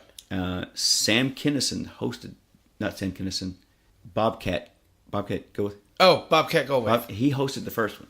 I think it was LRS at the time. Anyway, it was super cool. So everybody shot videos. We were shooting videos, and you could go to Video Bread, and they're editing them and put them all together. And it was super cool. Then you submit it, and there was a local music magazine that would announce the winners and whatnot. We all like did up with the. Was Coyotes open when you were here? Yes, Heaven Hill played Coyotes. We opened it's for... It's down the Bourbon Hall, right? Yes, So we opened for somebody Coyotes hosted it. And we were everybody's there, and like you throw on a tie and you go out and you're hanging out. It's the coolest thing ever. And hey, we got nominated. Let's see if we win. It was really super cool. It was a ton of fun. But going to Flames. So our bass player Alan Chadwell would near the last song he would put his bass back like this, and his tech would spray lighter fluid all over his bass and then light it. And he would pull a Nicky Six. Down. He'd spin his bass around like this, and we had 4 big 8-foot flames that would shoot up, and he would down, black, bang. He would hit his bass on the ground, and it would shoot these flames up. We would be done. Right. So this particular bass that he had, they called the Mutt, was like this awesome 70s Fender body and these MGs, a modulus neck, and and Alan knew how to set up instruments. He knew how to hit this thing, strap button down. You're not really doing any damage. It's more for like wrestling. Off the ropes. You're not really doing any kind of damage. Yep. So, Dave's got this giant camera and we're filming this stuff. So at the end of this video that we're shooting, we shot in our rehearsal room. So at the end of this video that we're shooting, we have like this little, basically black painted ramp kind of box thing. Right. He needed something to hit. It was made of wood. Right. Lights his bass on fire. He's swinging it around in the parking lot. He's hitting this thing. Boom. So he hits the ramp thing the right way. The board breaks. The bass sticks in there. It's still burning. But it's just burning lighter fluid. Right. Burning that off. So we're laughing. We're high-fiving. We just let it, waiting for the flames to finish up. So Dave goes, look, it's still on fire. He grabs it thinking that why would you catch an expensive, bass on fire? Right. It's still on fire. He grabs it and full slam around the concrete. Boom! Oh! It was awesome. I mean, I could slow motion. He went up like this. Now it's like, no! She's like, yes, awesome. How come everybody's done a high five of me? I was like, oh my God, you just destroyed my bass. Oh, that's fucking brutal. It's awesome. Yeah. Were there any ass whippings after that? No, I mean, it was understandable that what happened was that he just thought it was a cheap bass, and he just kept the thing going. That was an interesting time. That band, Dave Luckett, Dave didn't have a job, but he had a video camera, so he recorded everything. Everything that took place on the road, every little thing he recorded. We all have a copy of it. We all keep it sealed away in a box. Nice. No one can see. So when am I coming over? It's a lot of fun. It really was a lot of fun. It was something we played a lot. It was a really good band. Look to your right. Sorry, your left. Down on the shelf. Bookshelf. Bottom bookshelf. What am I looking at? Oh yeah, bunches. Yeah. That's awesome. That's fun stuff. That's my stash of videos. It's good. And it's again, playing music is great because you create a brotherhood in different bands. Oh, absolutely. Yeah, I've got plenty of quote brothers that I would never have if it wasn't for music. Yeah, those are the dudes that get that late night call, and you got a lime and a shovel, some rope, duct tape, truck. I just so happen to have that. Okay, I'm calling someone else. Click. Pretty much. So let's move on to what are you listening to?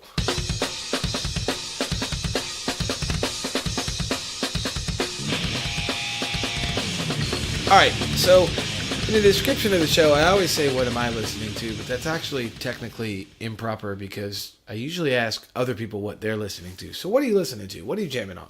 Man, my flavors vary big time, and I've never been occasionally I go through this, not really a prog thing, but more of an instrumental thing, but I'll catch I get this thing where I'll catch a drummer on YouTube and I'll start watching it and just be like, oh my God, I forgot how good this guy was. And I had this dude we had him twice on a clinic up at Mom's, but Marco Moneyman's got this new record out that is just, this dude is insane. His groove is insane.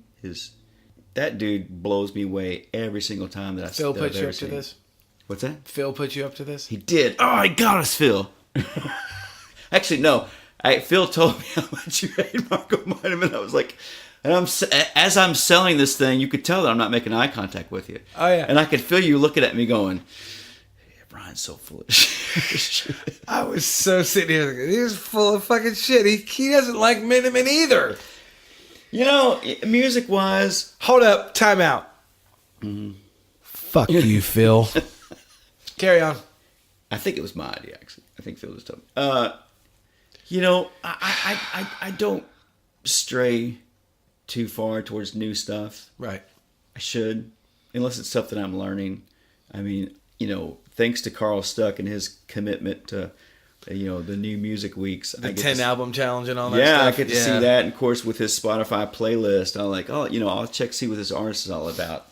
You know, but most of the stuff for me is like I have stuff that I enjoy, and I'll get on these kicks and go back and, you know, listen to that. I mean, I've listened to so much Seven Dust, it's insane.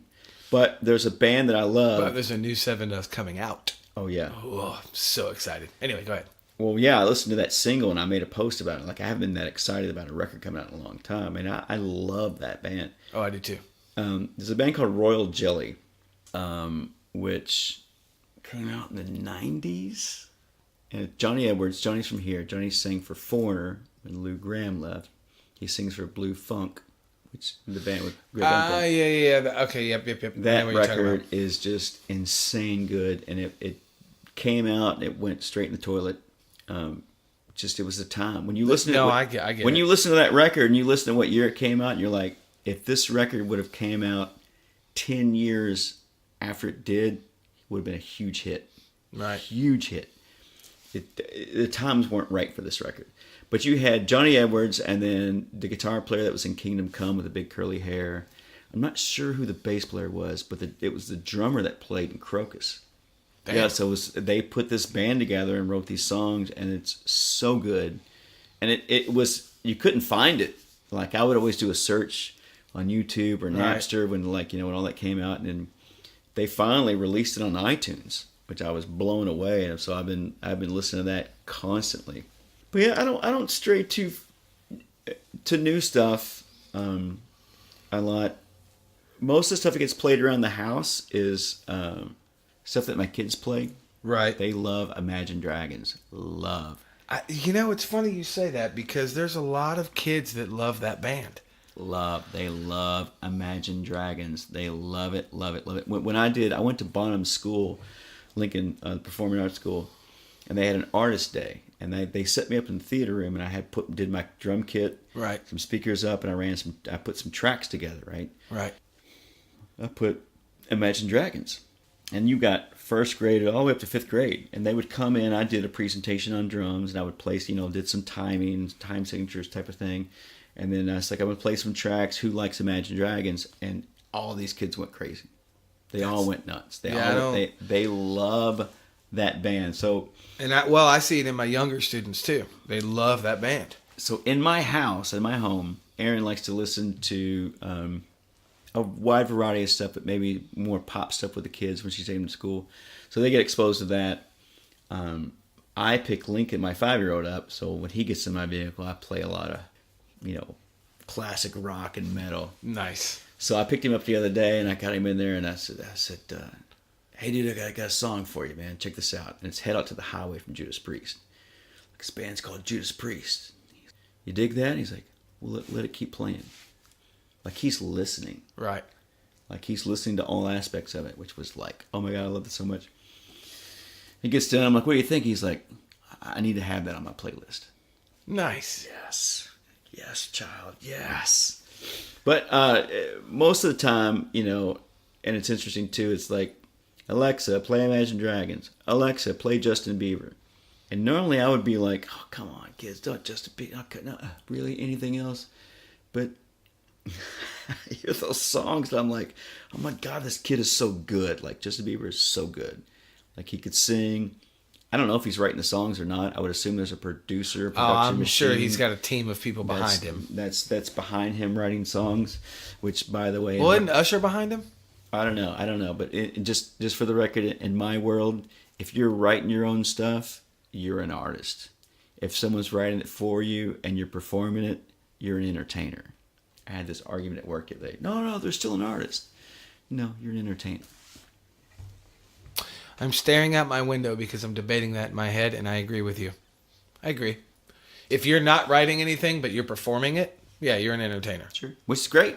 I'm an entertainer. I'm an entertainer. I didn't write anything. All the songs that I play in the cover band, with the Wax Factory to the Full Contact Karaoke Band, everything that I'm doing with that, I didn't write any of that stuff. It is just I'm playing cover songs that someone else wrote, so I'm an entertainer, entertaining a crowd, and that's what we get paid for. I'm not an artist whatsoever. No, I get it. I'd like to be an artist. Yeah. The goal was to be an artist. Yep. Well, I mean, I've been fortunate enough to be in some amazing original projects. I've recorded some amazing records, and I have writing credits on a few of them, but I still wouldn't consider myself an artist. I make money playing other people's songs. I'm an entertainer. I get it. Well, thanks to Brian Fox, I get to collaborate on some cool stuff, and still be an artist in that form. But it's interesting, it's the door's still open, for us to always venture into some cool collaboration with writing and still be Right. an artist, No, I get it. But yeah, I'm having a good time being an entertainer. Yeah, Takes a lot of the pressure off. It does, and I mean, I get to play drums and entertain people and see some cool shit and deal with the rest of the crap that comes with it. But I get to play drums, and that's all I really care about. Yeah. So, you and I, before we end this thing, I'm not even going to get to the close yet because you and I have to address an issue. We both are huge podcast fans. Mm-hmm. We both listen to a lot of podcasts. Lots. Almost too many. We listen to, at separate times, but we listen to a podcast called the Decibel Geek Podcast. Love that podcast. I dig it. I'm not going to say I love it. I dig it. I like what those guys are doing. However, this is not their fault, but however, they had Vinnie Vincent on their podcast. And I'm going to say it on my show right now. Fuck that guy. Now, here's why though. For somebody, I'm going to give my point of view and you give your point of view. For somebody who bitched about everything he ever had and then disappeared for a million years and then comes back in one of the first long-form interviews he's done, he did a couple short interviews, but he did a long-form interview. He completely threw drummers off the fucking world. He didn't even throw us under the bus. He just threw them off the world. He hates with a capital Hates, hates drummers. He said it in the interview more than once, by the way. Yeah. And if you want proof, kids, go find the show. You can't. Go to about 25 minutes, and he just tells how he hates drummers. And he would like garlic and crucifixes to shun them away from him because he just wants to play with a drum machine. Right. Which is a little fucked up, if you ask me. It's extremely fucked up because, I mean, I don't know if Bobby Rock played on the record or not. I would assume that he did. I know he played on his Vinnie Vincent's second record, but even before Bobby Rock, he played with fucking Eric Carr. Yeah. Phenomenal drummer. Right. I mean, that's just a timekeeper master right there. So it's here's my perspective of it. I listened to that podcast, and I'm a little fascinated with Vinnie Vincent. A little bit. I am too. You and I have actually talked about this way before my show or our talk of a show ever came up. I could see why he went away. I think he's full of shit. I think he's completely full of shit. And here's why. Because when he's talking a story and go back to listen to podcasts, I think well, we made everything's kind of dramatic and more a little mysterious and kind of it's only I couldn't afford a car and it just kind of it's like you just take that door and bash yourself in the head. Yes. Because it's like I agree. He was making the things to seem more than what it was. He's one of those. Oh, absolutely. Mountains you out of can molehills. hear it in the way he's trying to explain things. It's like, just say it. Don't hem haul around about it because you're trying to be dramatic. But I don't buy the whole thing that you made $400 a week playing for Kiss. No, I don't buy it. It was $500. Maybe, He did say that on the show. I didn't buy it either. I saw a post about that because someone's like, "Hey, if you look at to see what year that was actually pretty good money back then." You know, and if you he wrote songs with Kiss. Yes.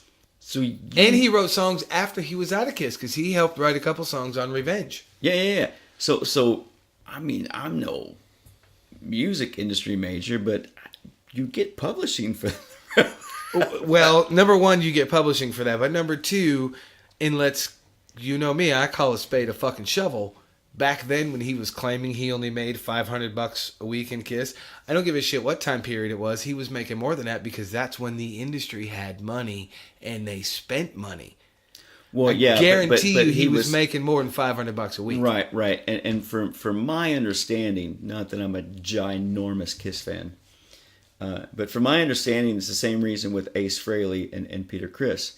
When they were out of the band, there's a clause you couldn't do shit for 5 years. It might have been the case. You couldn't do anything because the way that Kiss split up the money, if whatever you did, they got a piece of.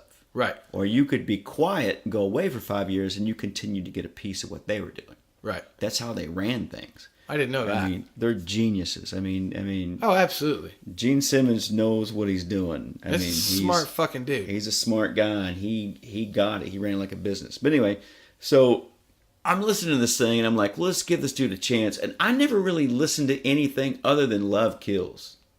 You know the Love Kills song? Oh, yeah. It took me a second. It was on the movie soundtrack, whatever. I think that's a really great song. Well, I like the second Vinnie Vincent record he did better than the first Vinnie Vincent. So the second one is the one that had Mark Slaughter on it.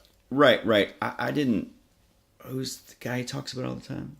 Who's the singer? That was a guy named John something or Robert something. Yeah, Fleischman. Yes, Robert Fleischman. I'd never heard of that guy either. I never heard of that dude. Well, I never heard of him until I saw the Vinnie Vincent YouTube videos where he's coming out and he's talking about where he's been and things he's been through and whatnot, which I still think he's full of shit. Because I think he's just kind of overdriven. I think someone went, "Hey man, Gene's doing this vault thing. He wants you to be a part of it. We need to ramp you up to make you seem tortured, so you can write a book about this whole thing. Because at the end of the day, your guitar playing is for shit. It's like I describe Vinnie Vincent's guitar playing like this: if Vernon Reid was to snort a big pile of cocaine and pick up his guitar, that's Vinnie Vincent. Like, there's not... It's all one key, but really fast. I get that. In fact, I don't know what I did with it. I had my phone. I'm going to read this on my show because I texted you this yesterday. I said, how the fuck can a dude that has that shitty tone and a bazillion notes say anything bad about drummers? I texted you that. Right. Because that's how pissed off I was. Yeah, and you know, he it sounds to me like he was an incredible pain in the ass to work with in the studio. I would agree.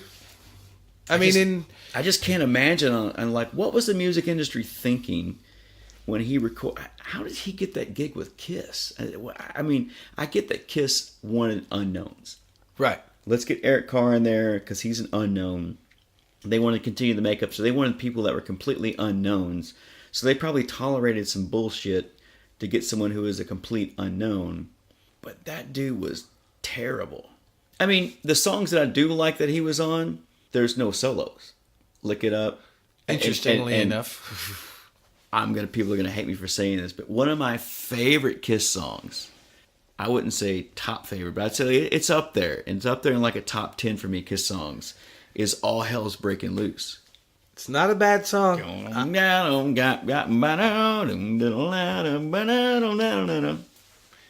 bad song. I'm gonna have to. I mean, when you had the line, it's like, the dude walked up and said, "Hey man, what be this and what be that and why you gotta look like that?" And I just said, "Hey man, I am cool. I am the breeze." That's to commit to that lyric. That's true. That's true. To imagine Paul Stanley or whoever actually wrote the lyric that they bought it from, to commit to that lyric in the studio, you just have to go. It's either the dumbest shit on the planet, or you have to go, this is genius. No, I get it. Well, in going back to Vinnie Vincent, that was one of the other things that pissed me off besides his hate for drummers. He was talking about how he likes the English language and he likes the words and he likes things that have a deeper meaning. And his favorite song on that Vinnie Vincent record was "I'm Gonna Fill You Up With My Love." Oh yeah, Quality again, there, brother. Again, I didn't know anything about a lot of the stuff that he did, other than he was in Kiss, and I liked some of that, "Lick It Up" and "All Hell's Breaking Loose," and I liked some of those songs because I liked Kiss. Right. And then "Love Kills." I love that song. I think it's genius produced. I think it's really great. His solos are real subtle, Right. very melodic. I think it's a really great song. But in that podcast, they talk about some of the stuff and they play some of these songs. You're like, oh my God, this is awful. It's garbage. Like, everything about it is awful. I mean, it just I don't know on how they can glamorize this dude's. Yes, he was a part of Kiss, but So was Mark St. John. No. I see what I did there. Yeah, but so was Mark St. John. But yeah, but who was the dude that played all the studio stuff? Bruce Kulick. And his brother Bob Kulick. Bob. Bob Kulick is how they met Bruce Kulick. Right, but it's Bob who we should be celebrating. I agree. I agree. Not Vinnie Vincent. I mean, if there's anybody you're going to celebrate that had a collaboration and a big impact on Kiss, it's Bob. It's not. Well, and Vinnie Anton Vincent. Fig. Don't forget about Anton Fig. Anton Fig, yeah. Because Anton Fig played a lot of those drum parts. But here's why we're talking about this, because this is what I find the most fascinating and the most interesting. He has all these opinions and all these ideas and all this shit that surrounds him, which is great. We all have opinions. I'm an opinionated fucker. I get it. But he has all these opinions, and I think my opinion, speaking of opinions, is the only reason he's so revered is because he did a tour, he did a record, he got fired, got in some legal trouble, and then disappeared. He made himself this own little enigma. And every few years, he would do some shit to get himself in the news, like, I don't know, beat his wife or kill some dogs. Whatever the fuck he did, whether it was true or not, is irrelevant. He didn't kill the dog. He was smart enough to just keep himself enough under the radar where nobody could find him, but then he would pop up every now and then. Here's my take on it. And that's what I think. He just used that celebrity and that fame he had in Kiss to keep himself relevant. I don't know. I have a slightly different view. I think that I listened to a different interview with him that was really cool, and he talked about how he got the gig, and he collaborated with him a lot before even getting the gig, and what brought him to Los Angeles, like, same old classic stories from wherever he was from, and he had a friend that worked at one of the big entertainment agencies. Right. Like, hey man, I've got some interest in your songs. People like this stuff. You're good. Get out here. Boom.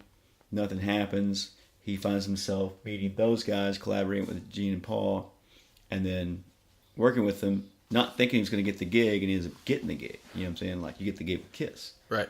So, I think he's a self-tortured soul. I would agree with that. But the saddest thing that I thought was, when I watched his interview when he came back, was he kept referring to his attorney and best friend. I got the vibe. I don't think it's him. I think the Vault thing came out, and I think that there's people surrounding him that went, there's an opportunity here to make some money off this guy. Let's get him out in the public. Let's get him to write a book. Let's book some tours. And if he self-destructs, we'll make more money. Think about that for a second. If he achieves, well, it's only going to last for a short period of time before people stop giving a shit. Right. The mysterious Vinnie Vincent's coming back. Here's what he's gone through. Let's go see him play live to see if he can really pull off what he used to do. Let's see what the band's all about, whatnot. Well, that's only going to last for a short period of time. What you're paying for is to see if he self-destructs, to see if this guy that Paul and Gene painted as a pain in the ass, difficult dude to work with, and to hear him rip drummers my instant response was, oh, imagine being the I would have fucking wore this dude out in the studio. Oh, absolutely. You know, it would have been like, all right. But I feel sorry for him in a way. That makes any sense. I don't, but it does make sense. I don't. I'm not sure. I'm not sure if this is his own doing of like, it's time. He kept saying, it was time. It's time to come out and bring this back again. I caught that too, but here's why I say, I agree with you. I think it is probably has something to do with his lawyers and all that stuff and people trying to make money off of him. I get that. But I don't feel sorry for him. The same way I don't feel sorry, I never felt sorry for Kurt Cobain. And I know that's a fucking stretch, but hear me out for a second. Kurt always used to bitch about he hates the industry and he hates this and he why'd you sign the fucking contract? You can say no, is the point I'm making. You can say no. So that's why I don't feel sorry for Vinny. Okay. If he's being used or whatever, that's great. I get it. But he could still say, you know what? I don't really want to do that. I'm going to throw this out there on the Kurt Cobain thing. I'm not really a Nirvana fan. I'm not either. I thought that they did write some really great songs. They did. They definitely changed the music industry at a time when it definitely needed to be changed. I agree with all of that. There was a huge false narrative about Kurt Cobain. Have you seen the soaked in bleach thing yet? I think I have. I have to think about it. Maybe I haven't. If I have to think that hard, maybe I haven't. I'll go with no then. If you've seen Soaked in Bleach, you would not be saying that about Kurt Cobain at all. For those of you that haven't seen Soaked in Bleach, watch it. Watch it. Watch it. Watch this thing. Okay, I will find it and I will watch it. And if I change my point of view, you're going to call me up and you're going to go, holy shit. No. Of course I'll do that. I'll fucking call you tomorrow. But I'll be at Kroger. You will be at Kroger. If I change my point of view, I will admit it on the show. But everything I've researched and everything I've seen over the years, because you and I are of the same age. You're 5 years older than me, but we're still of the same age. We lived through that shift. I was there. I was in the middle of all that shit. Everything I know of him, he could have said no. That's all I'm saying. But everything that I've read of him and everything as in this documentary and whatnot, like, he had plans for this. He had goals as a teenager of being a huge band like this. And it wasn't until the wife came around that this false narrative of tortured rock star and these stomach pains started to come about. Watch the documentary. So what I said on Jess's episode is true. Courtney Love is nothing but a hole. Watch the documentary. High five in the microphone. Yeah, if you watch the documentary, then you'll... I'll watch it. It blew my mind. I'll just say that. No, whether if all of it is true and accurate... Well, documentaries are always skewed anyway, but... It's skewed, but there's a lot of evidence supporting the theory. All right, I'll watch it. It's it's a lot of facts that we didn't really know. I mean, everybody just went, "Oh, dumb." My thought was like, "Oh, here's this dumb millionaire tortured rock star that did heroin and partied and shot himself." I never even said any of that, and But the young me, when it happened, thought that. No, I get that. I wasn't even thinking about any of that. I get why they party and do all that bullshit because. Yeah, but how do you shoot enough heroin to overdose 10 times and still have the ability take your stuff, wrap it up nice and neat, take your driver's license out, sit it out where people can see it, and then twist yourself in this bizarro. He would have to literally have done this weird twist to get the gun at the right angle and somehow pull that trigger like that to have accomplished this by himself. That's a good point. I never thought about any of that. But and why was the gun destroyed the next day? And why was the room burned and remodeled immediately? Well, there's that too. But for the record, I wasn't talking about any of that. I was talking about early when he signed the contract. That's all I was getting at. But that is a good point. Well, no, I mean you make me think. My point was, from the way I understand it, was he wanted all of that. He wanted Rockstar. He wanted all that stuff. He wanted all that. And then the narrative got twisted. I'll check out the documentary for sure. The narrative got twisted when he wanted life to change. From what I've read in that documentary, like, when he wanted life to change, and I mean, look how big they were. Oh, they were huge. Definitely want your life. You would want things to change.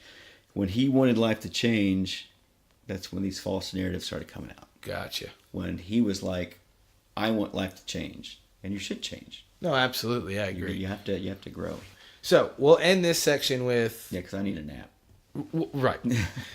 We'll end this section with I need to watch that documentary. But can we both agree that fuck Vinnie Vincent? That's how this whole thing started, anyway. For sure. I mean, will I watch?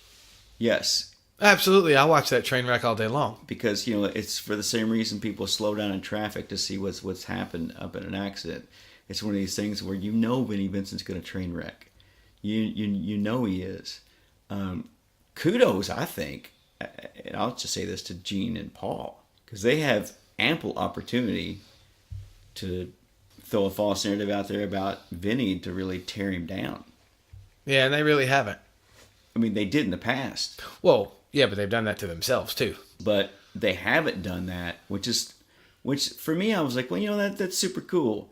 They're letting this dude just get, and Gene's got him as part of the vault, and he's out there doing his thing. So they could really tear him down, but they're not. They're really they're not helping him either.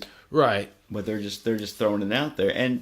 No, they are helping him, because you don't get to be a part of a KISS convention without them signing off on it. That is true. That is true. I just think the whole thing is stupid, and I just think any musician or anybody that calls themselves a musician or anybody that considers themselves to have a legacy as being a phenomenal musician can throw drummers as a whole under the bus, because rock drummers, as he put it, and I quote, rock drummers have no soul when they play a beat. Yeah. Unquote. First of all, fucker, it's not a beat, it's a groove. A beat is how music is measured. Put that in your fucking shredding guitar pipe and smoke it. Well, and you're going like it is a personal attack. You take it personal in a way, but also as soon as that goes, well, I wouldn't be on that level anyway.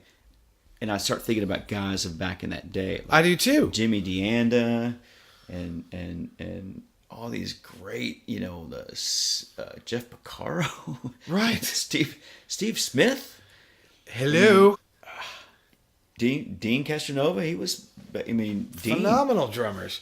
Well, even the two of the biggest drummers that Vinny ever played with, Bobby Rock and Eric Carr, both of those dudes were fantastic fucking drummers. Yeah.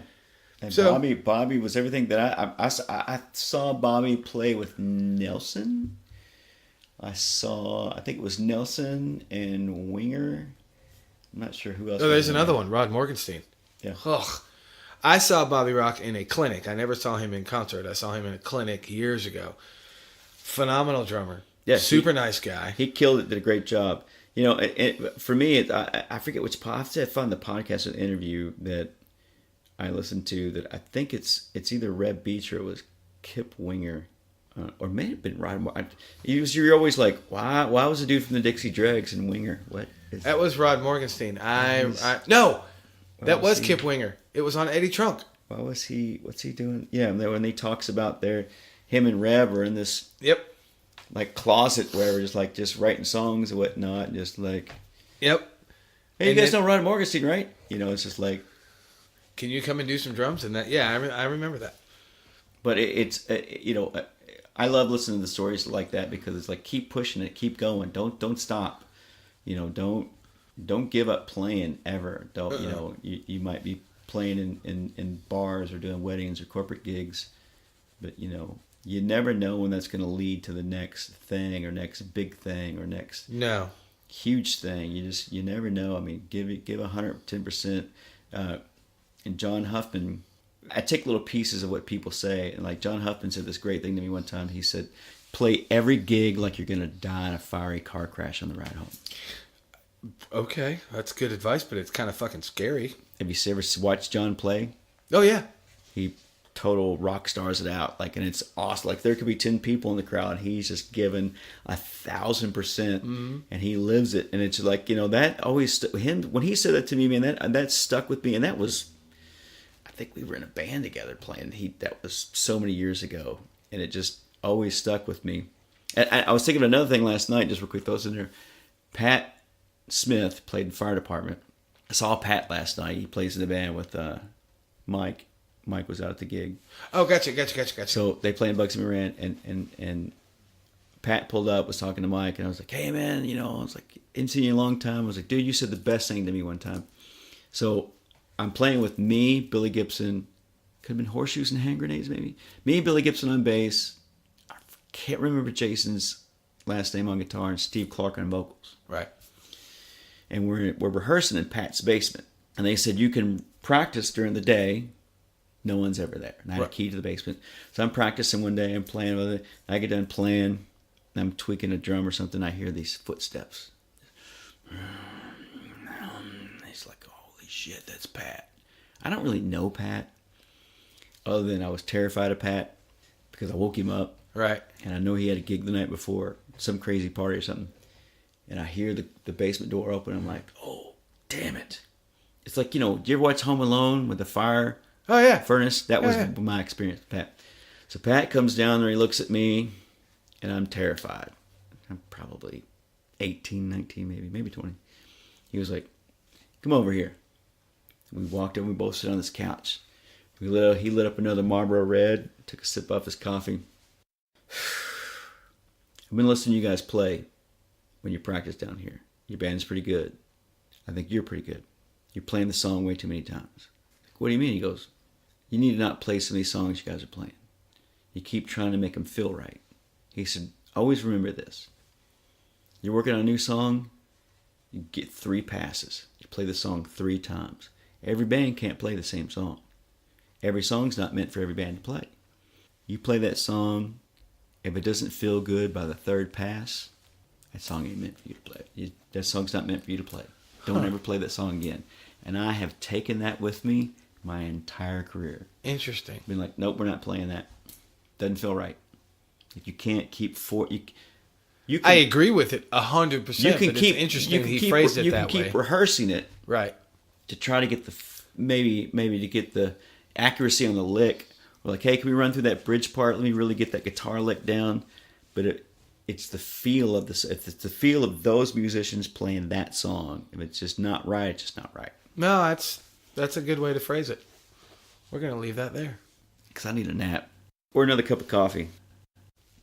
Well, that's it, kids. We're going to go have some coffee. That's the show for the week. That was a good one. It was fun. We definitely have to do this again. We're gonna have to because I've thrown you under the bus enough. Let me see. So I'm gonna get hate email about the DW stuff. Yeah. What else? Maybe some backing tracks because what's your backing tracks? Can't you just what's the difference between people just DJing? Yeah. By that point, it's fucking karaoke. That's my favorite one. You know what I like to say when people do that? What? Oh, you can't play to a click. I'm sorry. Another high five in the microphone. Because that's my favorite thing to say to people. Well, how do you do it? Because I can play to a click, and then when their face just goes blank, that's usually when I walk away. You got nothing. Anything that's going to come out of your mouth is going to be irrelevant. So how do I do all this? Can you ever play to a click? No. Yeah. You can't. Sorry. Yeah, sorry.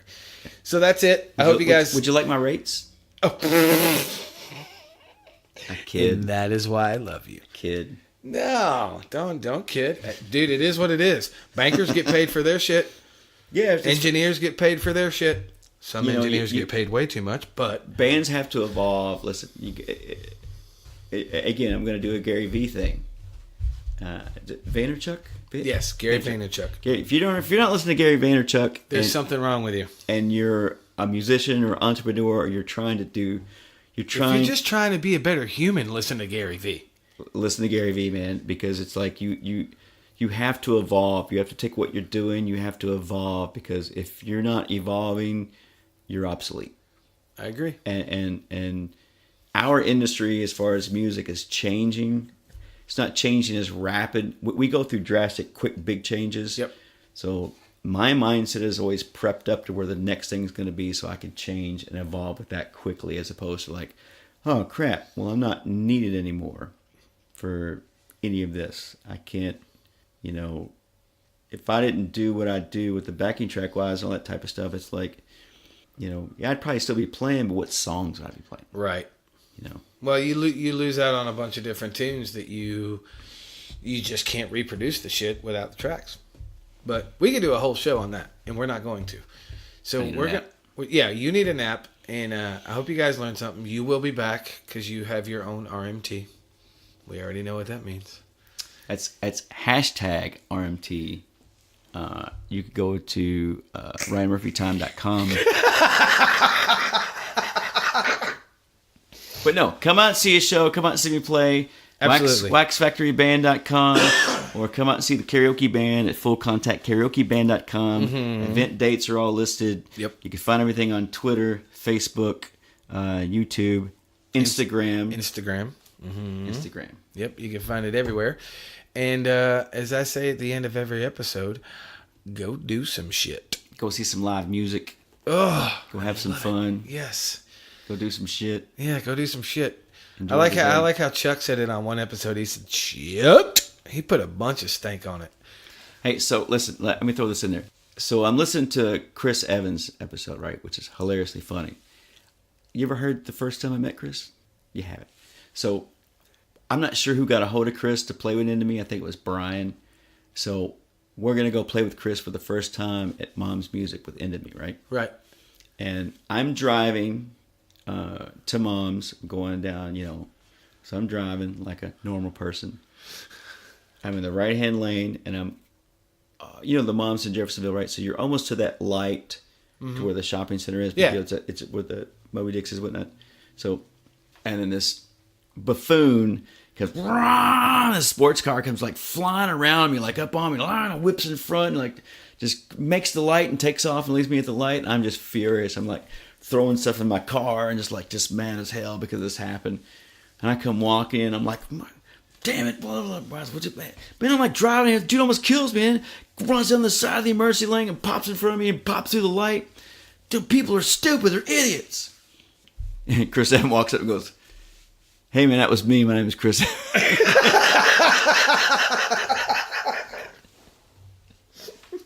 And you can't, You can't hate on Chris once you meet him. you can't, because he's such a personality, right? He's so smiley, he does that smile, and you're like, yeah, okay, you're okay. We have to have this guy in the band. There's a select of musicians that I just absolutely adored playing with and spending time with, and he is high on that list. Like he's that dude, man, to where it was just like, it was like your whole attitude changed. Well, When he walked into the room and you got up on stage with him, it's just like, he's like, isn't this, his attitude's like, isn't this the greatest thing in the world? Well, and since you listen to that episode, you know that him and I, when we wrote together, we butted heads bad. But when we played together and we hung together, it was perfect. But there was something in both of our personalities when we would write, it just got bitchy is the only word I can think of. But I agree with everything you say. Yes, I adore Chris. And I adored him when he was playing bass in Willow Creek with me. Yeah, because when we were in Heaven Hill, he was a guitar player. And then when I found out, obviously through playing in Heaven Hill and shit, and I got him in Willow Creek, that was awesome too. So, yeah, I love me some Chris, and that's pretty funny that I forgot about that and cut you off. 6 Degrees of Ryan Murphy. I got stories about it. So go take a nap. I'm totally keeping that up. So until next time, I will talk at you soon.